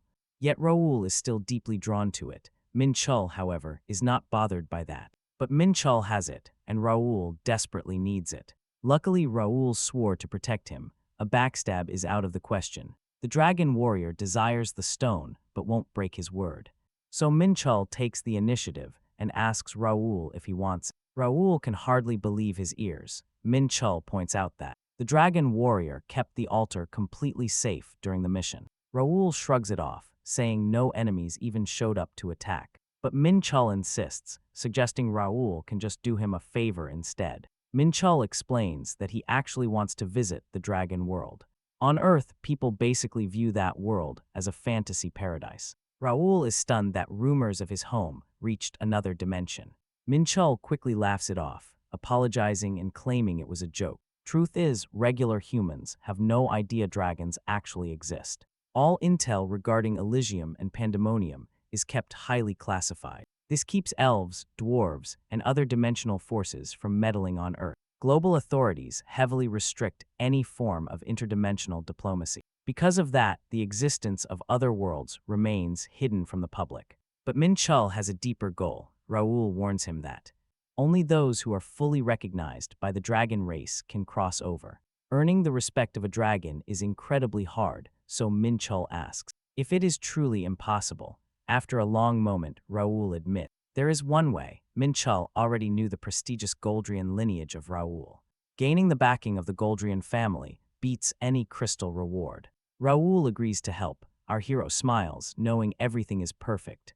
Dragons absolutely despise being in debt, so this is playing out beautifully. Raoul tells him that if he is so eager to visit the dragon world, he should take this token as a gift. A nameplate, Menchul is absolutely stunned by the gesture. In his world, this is the ultimate vouch for another person. You only hand this over to someone you trust completely. Menchul wonders if it is too much since they just met. But the dragon warrior insists, presenting his very own personal nameplate. Would grant access into Draconia, adding that he knows a lot about other people's strength. That guy definitely has serious potential. Jung Menchul smiled, knowing his acting skills paid off. His knowledge of the Draconians had worked like a charm. Honestly, it had been a highly productive day. He secured the heart crystal and gained a loyal ally. Preparing for the second floor, he spoke to his partner. Jung Menchul promised to keep his nameplate completely safe. Raoul was sorry to say goodbye, but hoped they would cross paths again soon. The Draconian stayed behind to cleanse and absorb the powerful heart crystal. A system alert popped up, confirming he cleared the grueling desert trial. He could now advance to the next floor or return to his own world. Jung Menchul knew there was only one choice. He told the next floor to get ready. Once he arrives on the second floor, well, prepare to be completely shocked. Bubbles floated past and fish swam around him. He was clearly underwater. His new mission on this floor was to locate rare sea gems. Jung Menchul chuckled, from a scorching desert straight to the deep ocean floor. He wondered who actually built this insane place. Suddenly, a notification appeared. The system announced that he had safely entered a protected zone. Down here, his oxygen wouldn't deplete. Jung Menchul could finally take a break. Fortunately, he had the compass of the abyss, a basic tool given to everyone here. This helpful device constantly points directly to the closest safe zone. Jung Menchul smiled. Having handy items like this made things a lot easier. Since the compass brought him here, he was definitely out of danger for now. But then he noticed a strange building sitting right in front of him. Stepping inside, a bizarre creature welcomed him as another challenger of the tower. Jung Menchul raised an eyebrow and asked how the creature knew that. Looking closely, he figured this weird being probably lacked any real power. The seller simply replied that the visitor did not look like a local. Seeing that the guest had plenty of questions, he offered him a seat. Jung Menchul figured this guy would not just share valuable information for free. He was right, information in this place usually came with a price tag. The host agreed, offering to talk if the newcomer purchased an item. Jung Menchul decided to just buy the absolute cheapest thing available. The creature showed him a basic item, costing exactly 5 points. Jung Menchul realized that points served as the main currency here. A system notification confirmed he purchased fresh water from Arlok for 5 points. Jung Menchul had to wonder why anyone would buy water underwater. Arlok scoffed, noting that drinking salt water would only lead to dehydration and death. Jung Menchul then asked if the administrator of this floor had any warning. Arlok laughed and told him to forget it, since the administrator was busy. Jung Menchul recalled how lazy the first floor administrator had seemed. It looked like every single receptionist had their own set of problems. He quickly changed the subject, asking about the specific gems he needed. Arlok explained that this massive ocean was split into 7 distinct seas. Jung Menchul soon learned that their current location was the Sea of Silence. Each sea held a unique gem required to pass this difficult floor. If they hit the floor, the gems return to their seas. That is all Arlok knows. Menchul shrugs, it's better than nothing, but then Arlok warns that a person can't simply take the treasure by just showing up. The old merchant explains that if Menchul forks over 500 points, he'll reveal the secret of how to get them, and even throw in info on a highly useful item. But Menchul tells him he'll just ask someone else. Arlok immediately panics, yelling for him not to leave as he desperately starts lowering his price. Menchul smirked, knowing he'd already gotten way more than his 5 points were actually worth. Did this old guy seriously take him for some gullible fool? First, he needs to find a local gem, then head downstream. Menchul realizes that the exact spot Arlok was talking about must be right around here. And look at that, a massive sharp-toothed fish swims up, a glowing gem dangling right in front of its snout. Menchul wonders if this is the actual jewel. His quest objective states that the gem has to be carved out of an Atlantic angler's head, but if the bait gets damaged, the ruby will warp to another spot. Just then, the creature whips around and darts away into the depths. Menchul decides it's time to test his speed against this deep-sea runner. Under normal conditions, he'd never be able to outswim a creature like this. But now he can cloak his entire body in holy fire, boosting his overall speed by 50%. As he closes the gap, he realizes he still has a secret weapon up his sleeve. It's time to fully unleash his new powers. Surprisingly, the fish speaks, saying it'll remember him as the first who could literally sprint underwater. This actually catches Menchul completely off guard, since when can fish talk? He accidentally gulps down a mouthful of water, noticing that the weird creature actually has tiny arms and legs. Is this another merman? Suddenly, the angler calls for its servants, and predatory fish begin closing in from every direction. Menchul laughs it off. Does this fish really think a bunch of sea monsters can actually stop him? The angler mocks him, asking how he plans to reach it from all the way up there. But Menchul knows the beast is worrying about the completely wrong thing. He plunges straight down, cutting through the dark water and closing in on his prey, reaching out with a grin. He aims straight for the shining ruby. In an instant, the crystal is secured inside his grip, proving to be an absolute breeze. Right on cue, a system notification chimes in to confirm he's passed the ruby trial. The defeated angler mutters that every unranked hunter struggled miserably down here, but this guy is on another level. Honestly, Menchul finds the whole thing kind of boring. The creature then mentions that there's a special bonus reward for clearing the trial with such record speed. Curious, Minchul asks what it is, but the fish just cryptically tells him he'll find out. Once he gathers all the other gems, Minchul figures it's probably some secret achievement. Reward for hitting hidden conditions. Even so, his eyes of truth doesn't reveal any extra details. Pushing forward, he finds a strong underwater current leading to the next sea. Minchul realizes he'll have to push himself harder to cross this. The water pressure suddenly spikes. The system warns him that his movement is now restricted as he enters the abyss sea. Still, Minchul is glad. He finally made it out of the first sea, but are there seriously 6 more areas? Just like this one, this place looks a whole lot livelier than the Sea of Silence. The town square was buzzing with vendors selling rare items at incredibly cheap prices. You could grab short blades made from swordfish bone for just 3,000 points. They even had healing potions from alchemists. Jung Menchul realized these safe zones were incredibly packed. It felt like standing in the middle of a real, bustling village. Suddenly, a stranger called out, asking if this was his first time visiting. Jung Menchul gave a quick nod. The man politely asked for a moment of his time. Jung Menchul wondered what this stranger wanted. The guy was a middle-aged veteran named Gerard. He sheepishly admitted that he had probably just annoyed another hunter. But since they were already talking, Gerard offered to show him around the abyss. He explained that this place is considered one of the safest spots in all 7 seas. Even though it is an abyss, it functions more like a massive underwater city. This place links directly to the other 6 seas, but if a hunter fails to get 4 gems, they get trapped on the 2nd floor. This city is their only safe haven. Jung Menchul realized something. This meant all these residents failed to complete the trial. Gerard quietly nodded, confessing that he was in the exact same boat. He explained that his personal best was only 3 gems. He never dared to challenge the remaining trials because they were just too brutally difficult. So he has spent 3 years here, warning newcomers about how tough this place is. Unshaken, Jung Menchul simply asked where the trials for the Central Sea were located. Gerard was shocked, asking if he really wanted to jump right into the challenge. Thanks to this friendly veteran, our protagonist managed to score some solid info.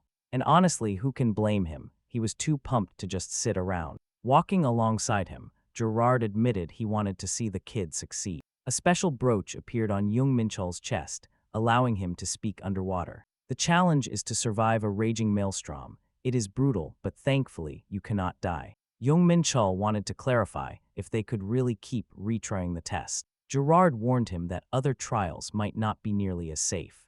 The older man then offered some gear to help him withstand the powerful current. But Jung Menchul immediately turned it down, confident he did not need any help. To pass, he simply has to endure the mana vortex for the required time. If the challenger gets swept away or knocked down, they instantly fail. Our guy had no intention of just standing around waiting for the vortex to swell. All he had to do was hold his ground for 10 minutes, but no one specified how. So Jung Menchul came up with a pretty wild plan to deal with it. He gripped his spear tightly and swung. He was going to completely smash this maelstrom. Gerard had absolutely no idea what was happening. Shouldn't the maelstrom be raging by now? He decided to swim closer to investigate, but kept a safe distance. Suddenly, some nearby hunters asked Gerard what he was doing. They teased him about guiding another rookie. Gerard greeted his old acquaintances calmly. He proudly told them he was escorting a brave challenger to the trial. The onlookers were baffled. Someone had entered the whirlpool, yet everything remained silent. Suddenly, the group gasped.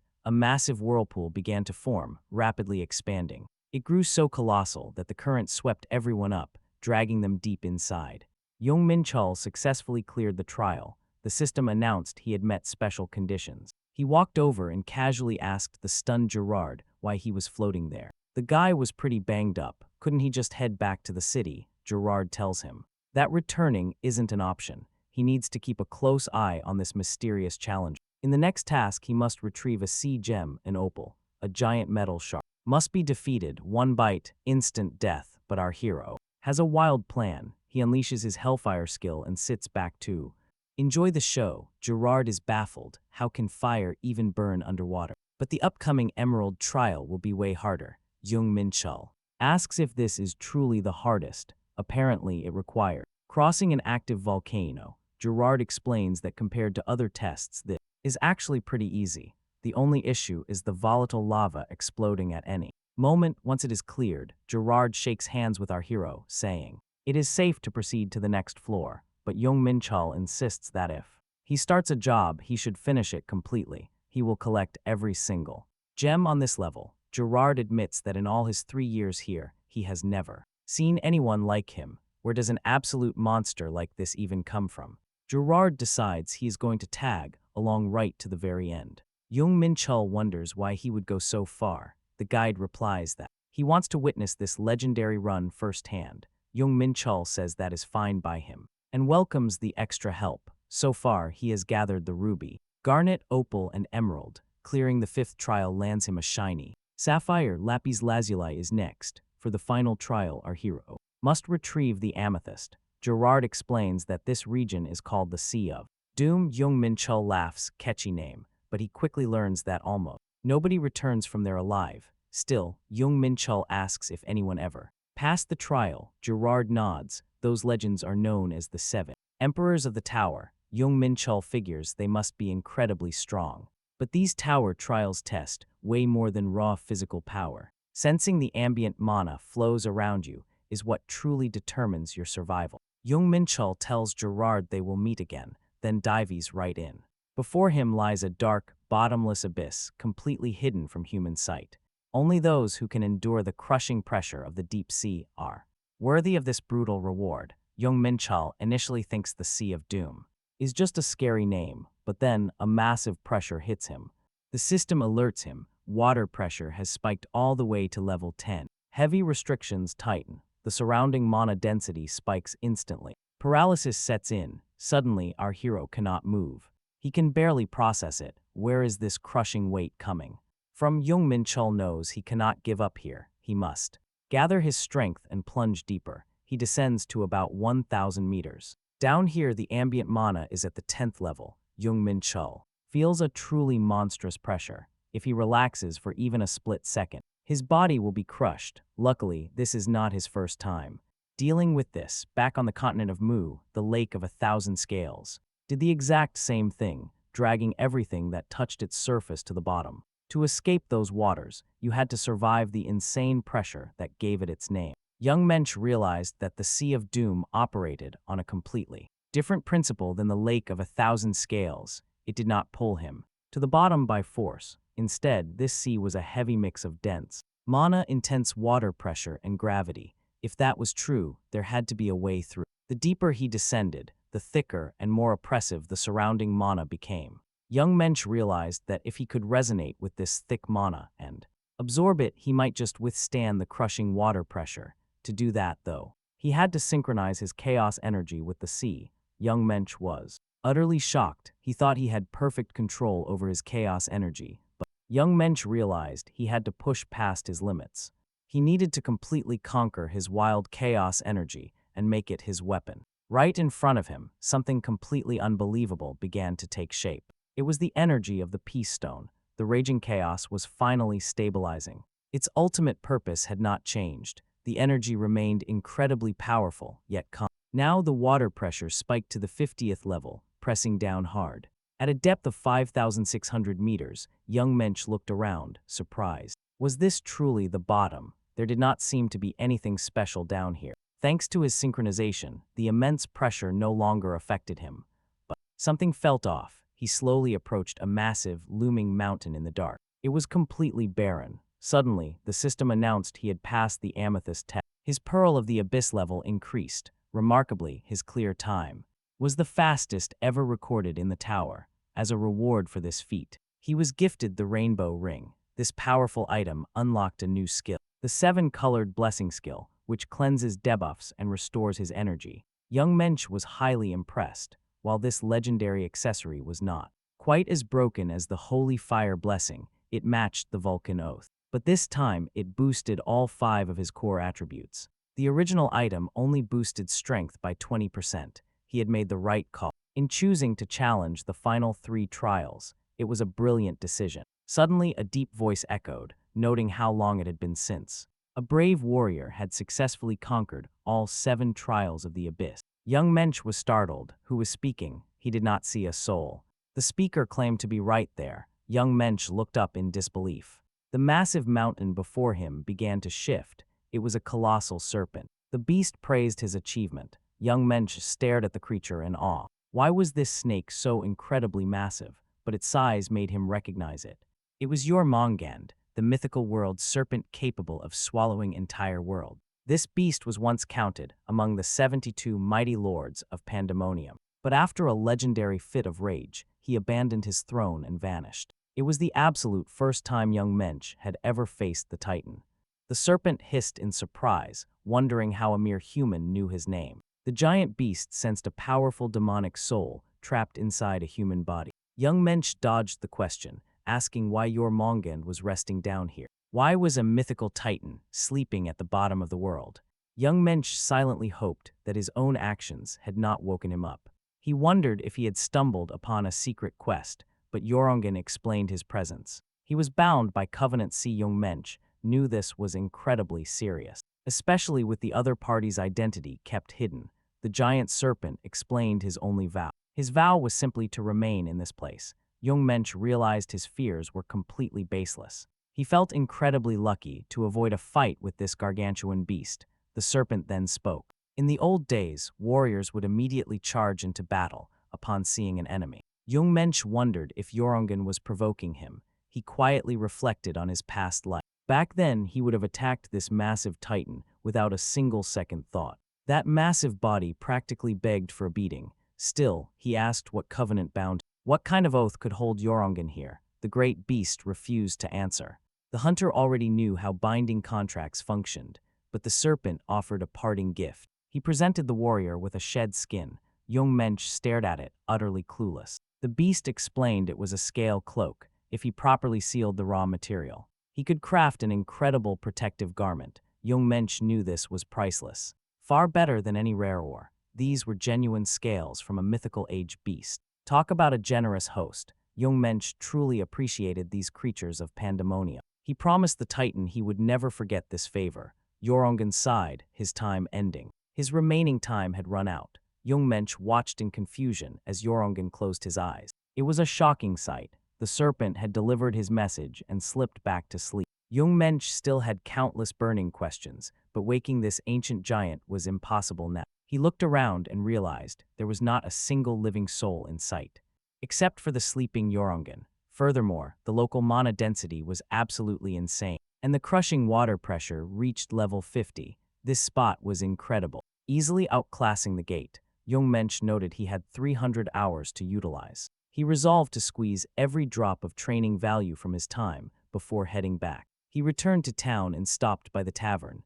Another hunter was questioning Gerard. Why don't you stop hanging out with rookies? You only knew him a few hours. And now you are actually crying over his death. Gerard silently shed a tear. The man told him to move on since he did everything he could. Prepare yourself. Gerard suddenly looked up to find Jung Mench standing there unharmed.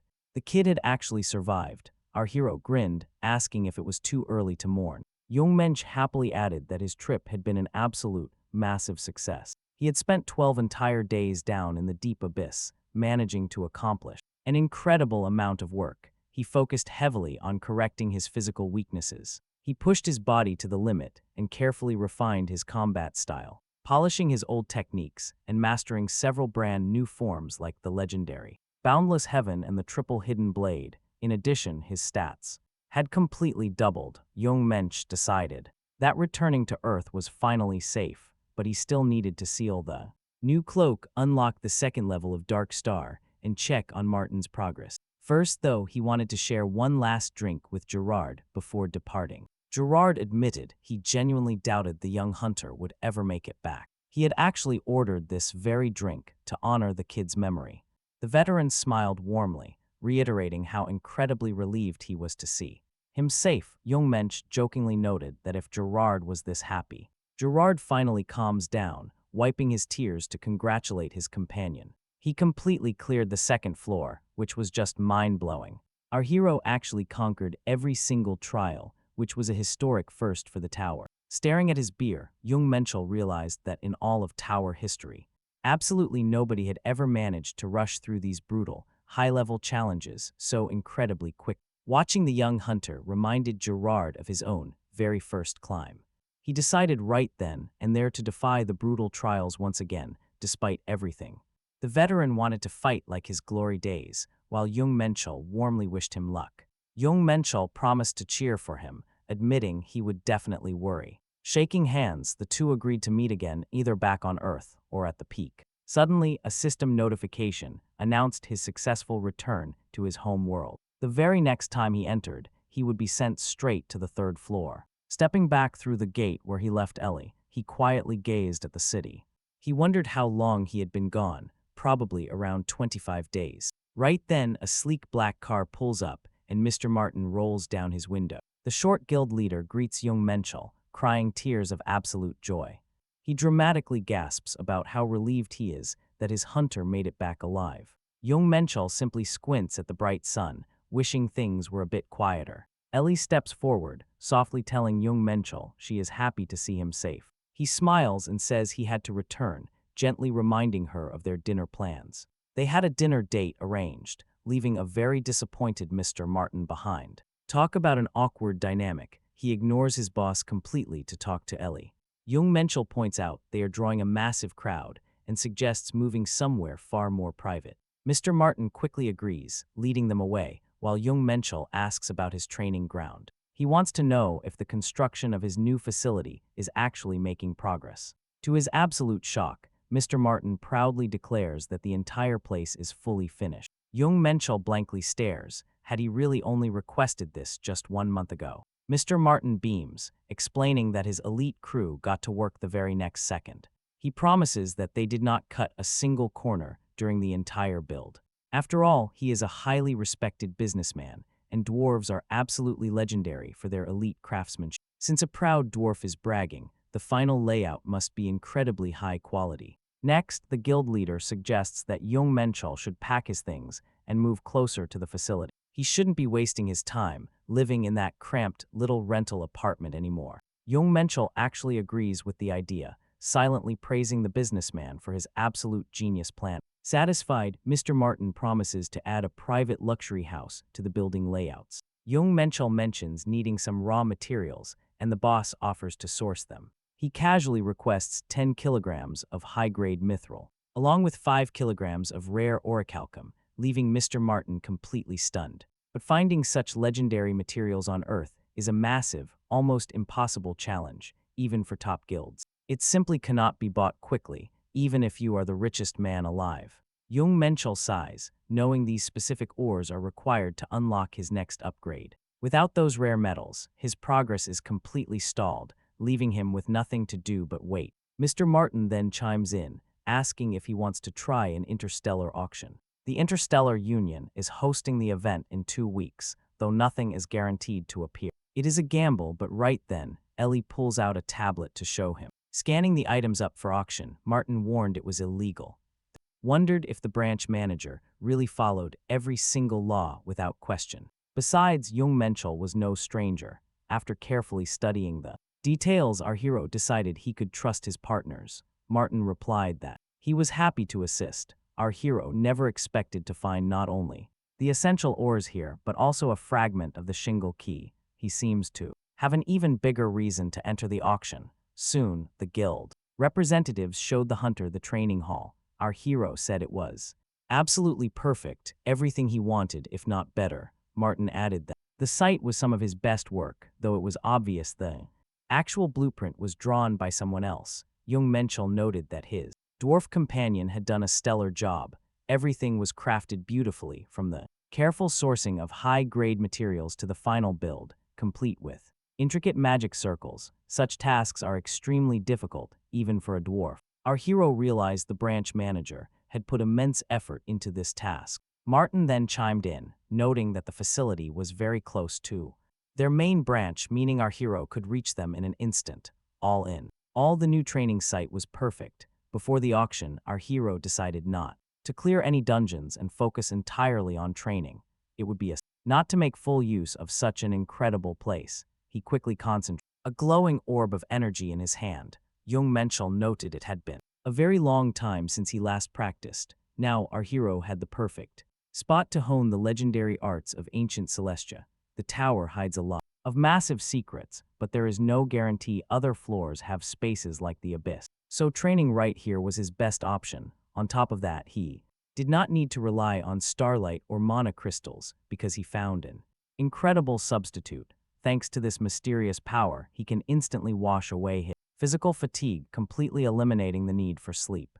In short, our protagonist trained tirelessly for days on end, yet this potent energy felt strangely familiar to him. Could this actually be dark mana? Meanwhile, a hunter squad approached a portal at the forest edge. Verdi boasted that to this day, his talent remained completely unrivaled. He openly hoped that the monsters would at least keep him amused. Suddenly, a phone call rang out. Who dared disturb him during this big moment? Verdi looked at the screen and saw the caller was none other than the great Jung Menchul. Verdi picked up, never expecting a call from the absolute legend himself. Jung Menchul immediately cut in, demanding what he was doing in Yongan.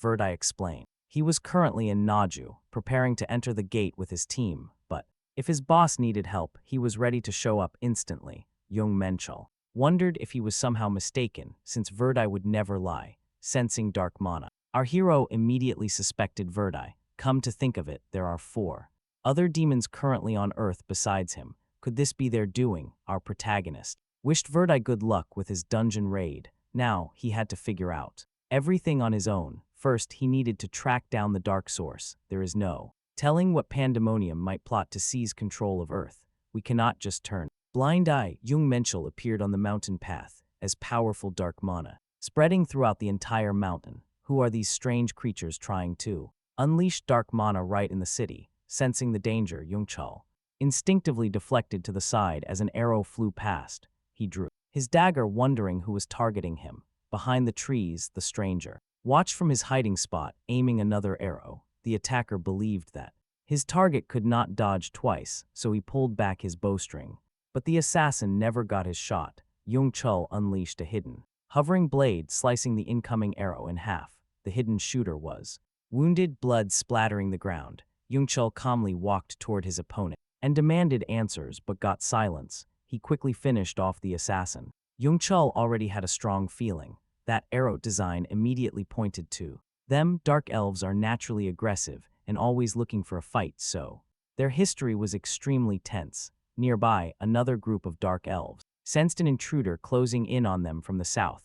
Although physically fragile, their elven pride is massive, backed by lethal dark magic and mastery of archery. Taking them on inside a dense forest is tough. But Jung Menchul is not worried. The dark elves cast spells, shouting that he will not pass and that the shadows will swallow him whole. But Jung Menchul is not easily intimidated. He knows every single one of their dark tricks. Watch this. He unleashes the sweep of boundless skies, easily shattering their magical barrier, completely neutralizing his opponents. Jung Menchul demands to know what they are doing on Earth, but they refuse to talk, claiming they only serve a supreme, powerful master. Jung Menchul sighs. He hears that generic line all the time. Since he never expected real answers anyway, he decides to grant their doom. He knows showing mercy is a terrible mistake when dealing with them. If left alive, they will just cause more chaos. In a nearby forest clearing, at the center of a magic circle, sat an incredibly powerful leader. This dark elf radiates an immense amount of overwhelming mana. Is all of this sheer power coming from him alone? That is highly unusual. They protect their kin fiercely. An elite like him should have attacked with deadly dark lightning by now. The only explanation is a massive summoning spell in progress. Jung Menchul swings his blade, offering one final chance to explain what they are doing in this country, even though he knows they will likely remain silent. Suddenly, the elf finishes his dark incantation, screaming that in the name of the great demon king Deimos, the dark overlord will return and spread endless doom. Jung Menchul instantly makes the connection. These monsters are Deimos' minions. He grabs the elf's collar, refusing to listen to any more of this garbage. But Jung Menchul gasps. The elf took his own life by self-detonating his internal mana, dying before he could share any useful information. Jung Menchul is absolutely furious at this turn. Just then, his phone rings. Girl answers. The caller identifies himself as Jung Menchul, reminding her that they met during an exam. He offers to buy her a nice dinner sometime, as she instantly recalls their intense encounter inside that deep dungeon. She had to wait a pretty long time for that call, so Jung Menchul apologized. He had not had a single free minute lately, but had one crucial question.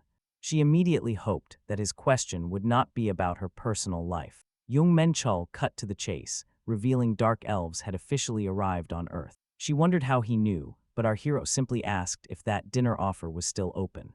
Honestly, who can blame him? Jung Menchul was furious they dared use his name. What were they plotting? A dark elf lay inside an active magic circle.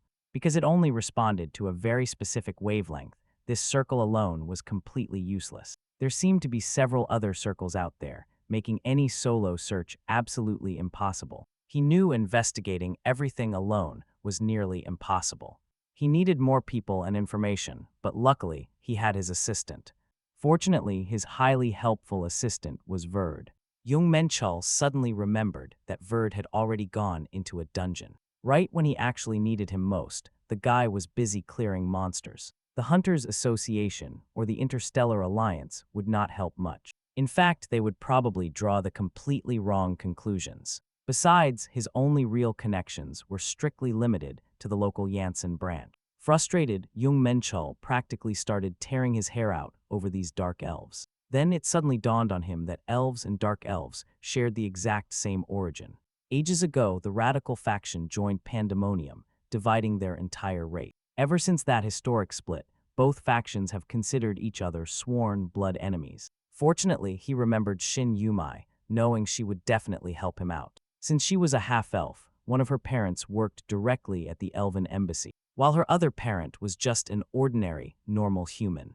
He only briefly explained the situation, but she immediately sent a whole squad over. Checking his watch, Jung Menchul expected them to arrive any minute. Right on cue, an elf approached and asked if he was indeed the hunter Jung Menchul. He simply asked if Shin Yumai sent them, which the elf quickly confirmed. The leader politely introduced himself as Griff, sent directly by the embassy. Their subtle, sweet fruit scent proved they were elves. Their leafy brooches also suggested they belonged to the elite guard. In their community, an elf's rank depends on the leaf count on their brooch itself. Jung Menchul led these new allies straight to the defeated dark elves now. Griff stared in disbelief, wondering if this human had truly defeated them all by himself. He added that rumors claimed Jung Menchul was currently being tested by their mistress herself. With burning eyes, the elf eagerly asked for a sparring session. Judging by that intense fire in his eyes, he was dead serious. Seriously, who even thinks about sparring in the absolute middle of a literal crisis now? Honestly, he behaved more like a battle-crazy demon than a graceful elf. Jung Menchul dryly suggested they handle the dangerous aftermath first. There was still dangerous dark magic lingering, and they needed to handle it first now. Apologizing, Griff admitted his warrior instincts flared up from his aura. Getting to work, the elven squad performed all the necessary purification. The magic circle was subsequently completely cleared. By calling upon spirits, they cleansed the area's filth, fully restoring its original peace now. Jung Menchul knew that in situations like this, nobody was more useful than the elves. They could easily blend natural magic with spirit arts to completely erase dark mana in an instant. Jung Menchul was introduced to an escort who explained the young mistress invited him. He definitely wanted to have a serious chat with Shin Yumai. During this dinner, it was a perfect chance to dig deeper. He could uncover the dark elves' intentions and learn about their kind. He was ready to crush anyone using his name for their dirty schemes. He would use them first if needed. Soon, they arrived at the embassy. A weird feeling washed over him. In his past life, crossing paths with these creatures always ended in a brutal, immediate clash.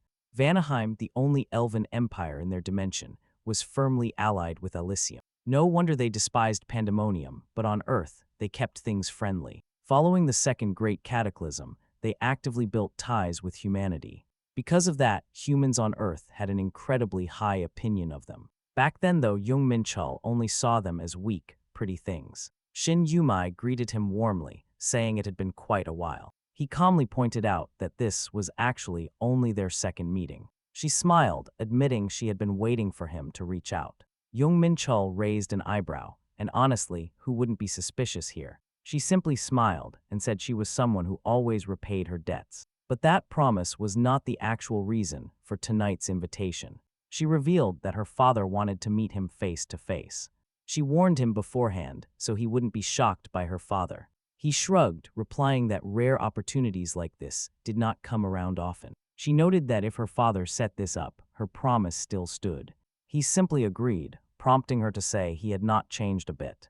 He still showed absolutely zero excitement, even before an influential figure. It was just like his cold focus during the fight with the Blue Guardian. He inwardly laughed. Why would he worry about meeting an elf? They were basically just like humans anyway. She admitted she loved his confidence. They stepped into the grand room, and she introduced him to her father. The older elf spoke up, asking if this was the hunter who tracked dark elves. He introduced himself as Varisin, the highly influential ambassador representing Vanaheim. Jung Menchul recognized the name. Sillin was a royal family side branch. The ambassador was genuinely shocked, wondering if the young man studied elven culture. He replied that anyone would know, given how elves value Earth. Besides, Varisin was known as one of the absolute strongest in Vanaheim. Jung Menchul felt a sudden surge of bloodlust. He wanted to fight. He seriously wanted to test his strength against a top-tier elven warrior. Varisin chuckled, noting he could clearly see the fire burning in his eyes. But unfortunately for the young hunter, that duel was not going to happen tonight. Varisin offered him a seat, placing his daughter right next to him. He suggested they eat first, before diving into any serious talk. Jung Menchul expected a simple elven meal, but he was completely wrong. Clearly, the elves put a massive amount of effort into preparing this lavish dinner, but there was a catch. Every single dish was made entirely of vegetables. Classic elven hospitality, really. Once the meal ended, Varys asked his daughter to leave so he could speak with their guests. He wanted a private word with Hunter Jung Menchul. Varys brought up the reports again. Reports stating that this young human single-handedly tracked down and wiped out a dark elf squad. Jung Menchul shrugged it off, claiming he just got lucky. Varys smiled, saying luck is quite a weapon. Jung Menchul noticed the sudden shift in the elven leader's voice. The pleasantries were officially over. Varys admitted that the hunter was technically their savior, yet something was still bothering them. They knew dark elves had crossed over to Earth, but their own scouts could find absolutely no traces. Since dark elves rival B-rank hunters in power, surviving an encounter with them should be impossible. Dealing with such lethal enemies is no small feat. That is why Varys found this whole setup rather strange. It was highly suspicious that such a powerful, unregistered hunter just happened to save his daughter. Surely this entire scheme had been calculated since the day of the hunter examinations. Jung Menchul simply burst out laughing. Varys frowned, genuinely confused by his guest's sudden amusement. Jung Menchul looked at him and asked if he truly believed the entire universe revolved around elves. Varys narrowed his eyes, stating that a cautious leader must always suspect the worst. All this suspicion just because I won alone. Varys confirmed his thoughts, and in a flash, he activated a massive spiritual barrier. This powerful elven spell completely cuts off all mana flowing from the outside. Even an A-rank hunter would find it incredibly difficult to break out of this cage. Jung Menchul sighed, wondering if this was how elves always chose to repay their debts. This was exactly why he disliked dealing with them. They genuinely took him for a weakling. Did they seriously believe they could handle high-tier dark elves with such a basic trap? Varys calmly stated that his ultimate fate would be decided after the scouts returned. Until then, he advised the hunter to cooperate and refrain from making any reckless moves. He truly did not want to use force against someone who had saved his own flesh and blood. Jung Menchul knew the search squad consisted of the remaining forest elves. With their specialized spirit magic, they could easily trace how the battle actually went down. That would easily clear his name, but right now, his patience was wearing dangerously thin. Varys sighed, warning him that struggling against this grand barrier was completely useless. No ordinary human could shatter it, but you know he is built entirely different. He unleashed the first form of the Seven Stars demonic sword, the star-slicing blade. The boundary shattered instantly. He pointed his glowing weapon directly at Varys' throat. Varys raised his hands, quickly apologizing for his massive error in judgment. He finally understood why this young man looked down on their defenses. Drawing a sword made purely of spiritual energy was something he had never witnessed before. Varys freely confessed that he never imagined the hunter possessed such monstrous power. Jung Menchul lowered his aura, demanding they get straight to the point. He explained that he never hid his power. It was Varys who chose not to believe him. Jung Menchul was already incredibly busy hunting down dangerous dimensional imposters. He had absolutely zero time to waste bickering with arrogant forest elves. Varys offered a compromise. If the hunter lowered his sword, he would stand down too. He was curious, though. Why did the hunter choose to stop instead of striking? Jung Menchul replied that if he wanted them dead, they would already be gone. Besides, pointing a deadly weapon at a host is just bad manners. Assaulting an ambassador is a serious offense, so he wanted to avoid racial conflicts. Jung Menchul suggested that if Varys wanted to fight, they could have an official duel. That way, nobody had to take responsibility, the ambassador claimed. It was just a joke. Jung Menchul was surprised, thinking his opponent chose a terrible time to play around. The aide asked the ambassador if he should really submit the report right now. Varys replied that since it involves Jung Menchul, he has every right to hear it. The aide then revealed that the goal of the Dark Elves is to awaken the evil sealed in the ancient dimension.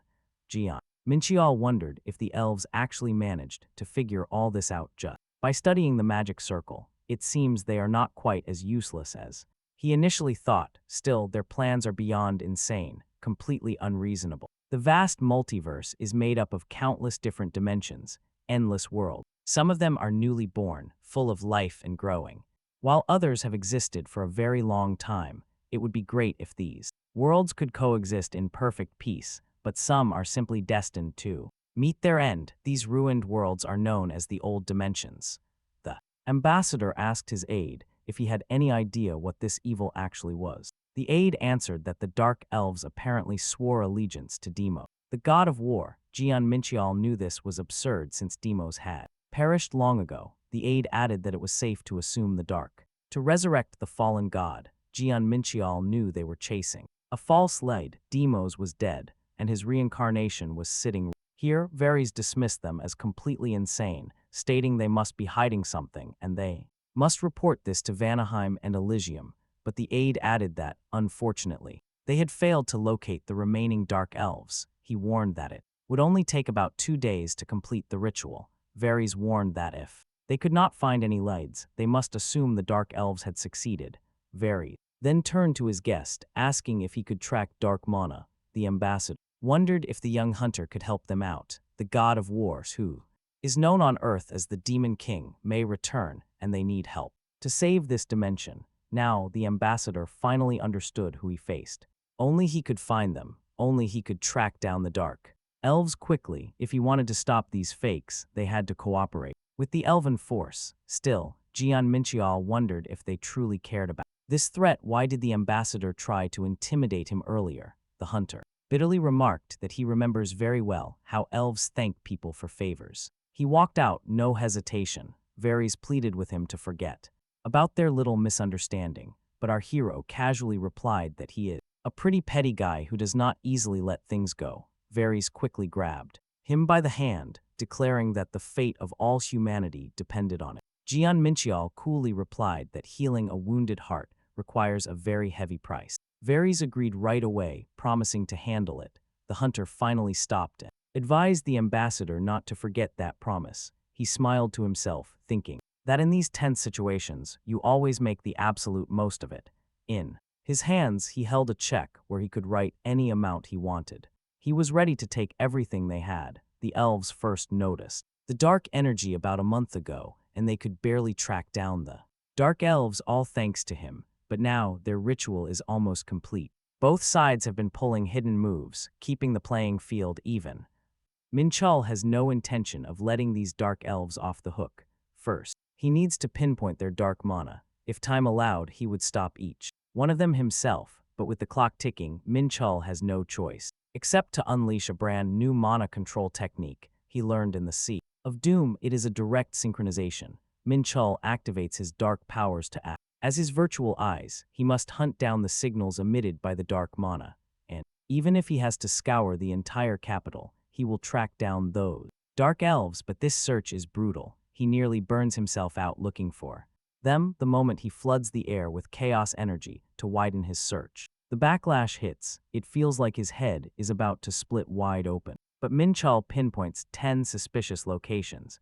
Every single one of them holds the exact same mana signature, hiding the true location of the main circle. Sending over the coordinates, he knows the elves are eagerly waiting for his signal. Menchul wants nothing more than to crush these dark elves with his own hands. But the taxing quest has drained him, leaving him at just 20% power. He must recover first, and nothing revitalizes his core like a heavy flow of energy. Menchul channels the ancient Celestia technique to melt down a piece. Stone. By doing this, our hero successfully separates two completely distinct forces from within. Pure light energy and the energy of darkness. Suddenly, his chaos power surges. The raw power of his ancient Celestia art skyrockets instantly. Our hero is back in top form, but then something catches his attention. He senses chaos energy nearby. Did he overlook this while hunting dark mana? It is a terrifyingly familiar sensation. A massive gate breach has just occurred nearby. The surrounding energy is identical to the outbreak of the legendary Black Gate. Even the emerging kobolds are fully saturated with volatile chaos energy. Could this sudden dungeon outbreak be tied to the Dark Elves' movements? There is no proof yet, but Menchul cannot pass up this golden opportunity. He is going to devour every bit of chaos energy trapped inside those monsters. Menchul charges forward, moving like a blur toward the portal's location. He is taking down this gate completely solo. The grand ritual is finished. Everything is unfolding exactly as he had calculated from the beginning. Menchul steps through the gate. The outer dungeon breach has not started. Inside, the true nature of this dark dungeon is laid bare before him. The ambient mana is incredibly thin, and there is absolutely zero sign of life. It feels like walking through a dead realm that was completely ruined long ago. Ancient ruins of cosmic battlefields left behind from a war between the gods. Menchul lets out a cold smile, thinking this is the perfect jackpot. The separate ritual circles throughout the capital were all meant to unlock this. The Dark Elves needed these spatial anchors to tear open the massive gate. Suddenly, Menchul senses a bloodthirsty presence emerging from the dark shadows. He greets it with a smirk, quite a warm welcome for an unexpected guest. Followers to gather in one place. Instead, Jung Menchul met hostile Dark Elves and bloodthirsty wolves. The Dark Elf sneered that this human was surprisingly brave. After all, he was just an inferior being. Besides, guarding gates was boring. It was time to have some fun. Soon, despair would completely consume Jung Menchul. With a harsh command, the beasts pounced. Jung Menchul just laughed. Today, every villain dies. Then, our hero unleashed his great palm strike. He followed up with the Lightning Emperor's destructive fist. The attacking monsters were vaporized. These dark wolves are barely different from kobolds, C- rank. Beasts with B- rank traits. They are easy to deal with, meaning wasting chaos energy would be stupid. The Dark Elves watched in sheer shock. How did this lone human slaughter the wolves so easily? The surviving beasts instantly whimpered, turning tail to run. The Dark Elves screamed, calling them cowardly mutts. Meanwhile, our hero cloaked himself in blazing holy fire, declaring that not a single elf would leave alive. Jung Menchul grabbed a wolf by the throat, hoisting it high above the ground. He noted that he absorbed a surprising amount of chaos energy thanks to them, and these beasts were pretty juicy targets. Despite the constant clashing, our protagonist felt absolutely zero fatigue. He could even perform martial arts while wrapped in blazing holy fire. It was incredibly effective. Jung Menchul smiled. Dark Wolf thanking them and asking how he could repay such a chance. The hunter tossed the broken beast aside, walking toward the lead Dark Elf. Sitting inside the magic circle, Jung Menchul issued a simple, cold warning.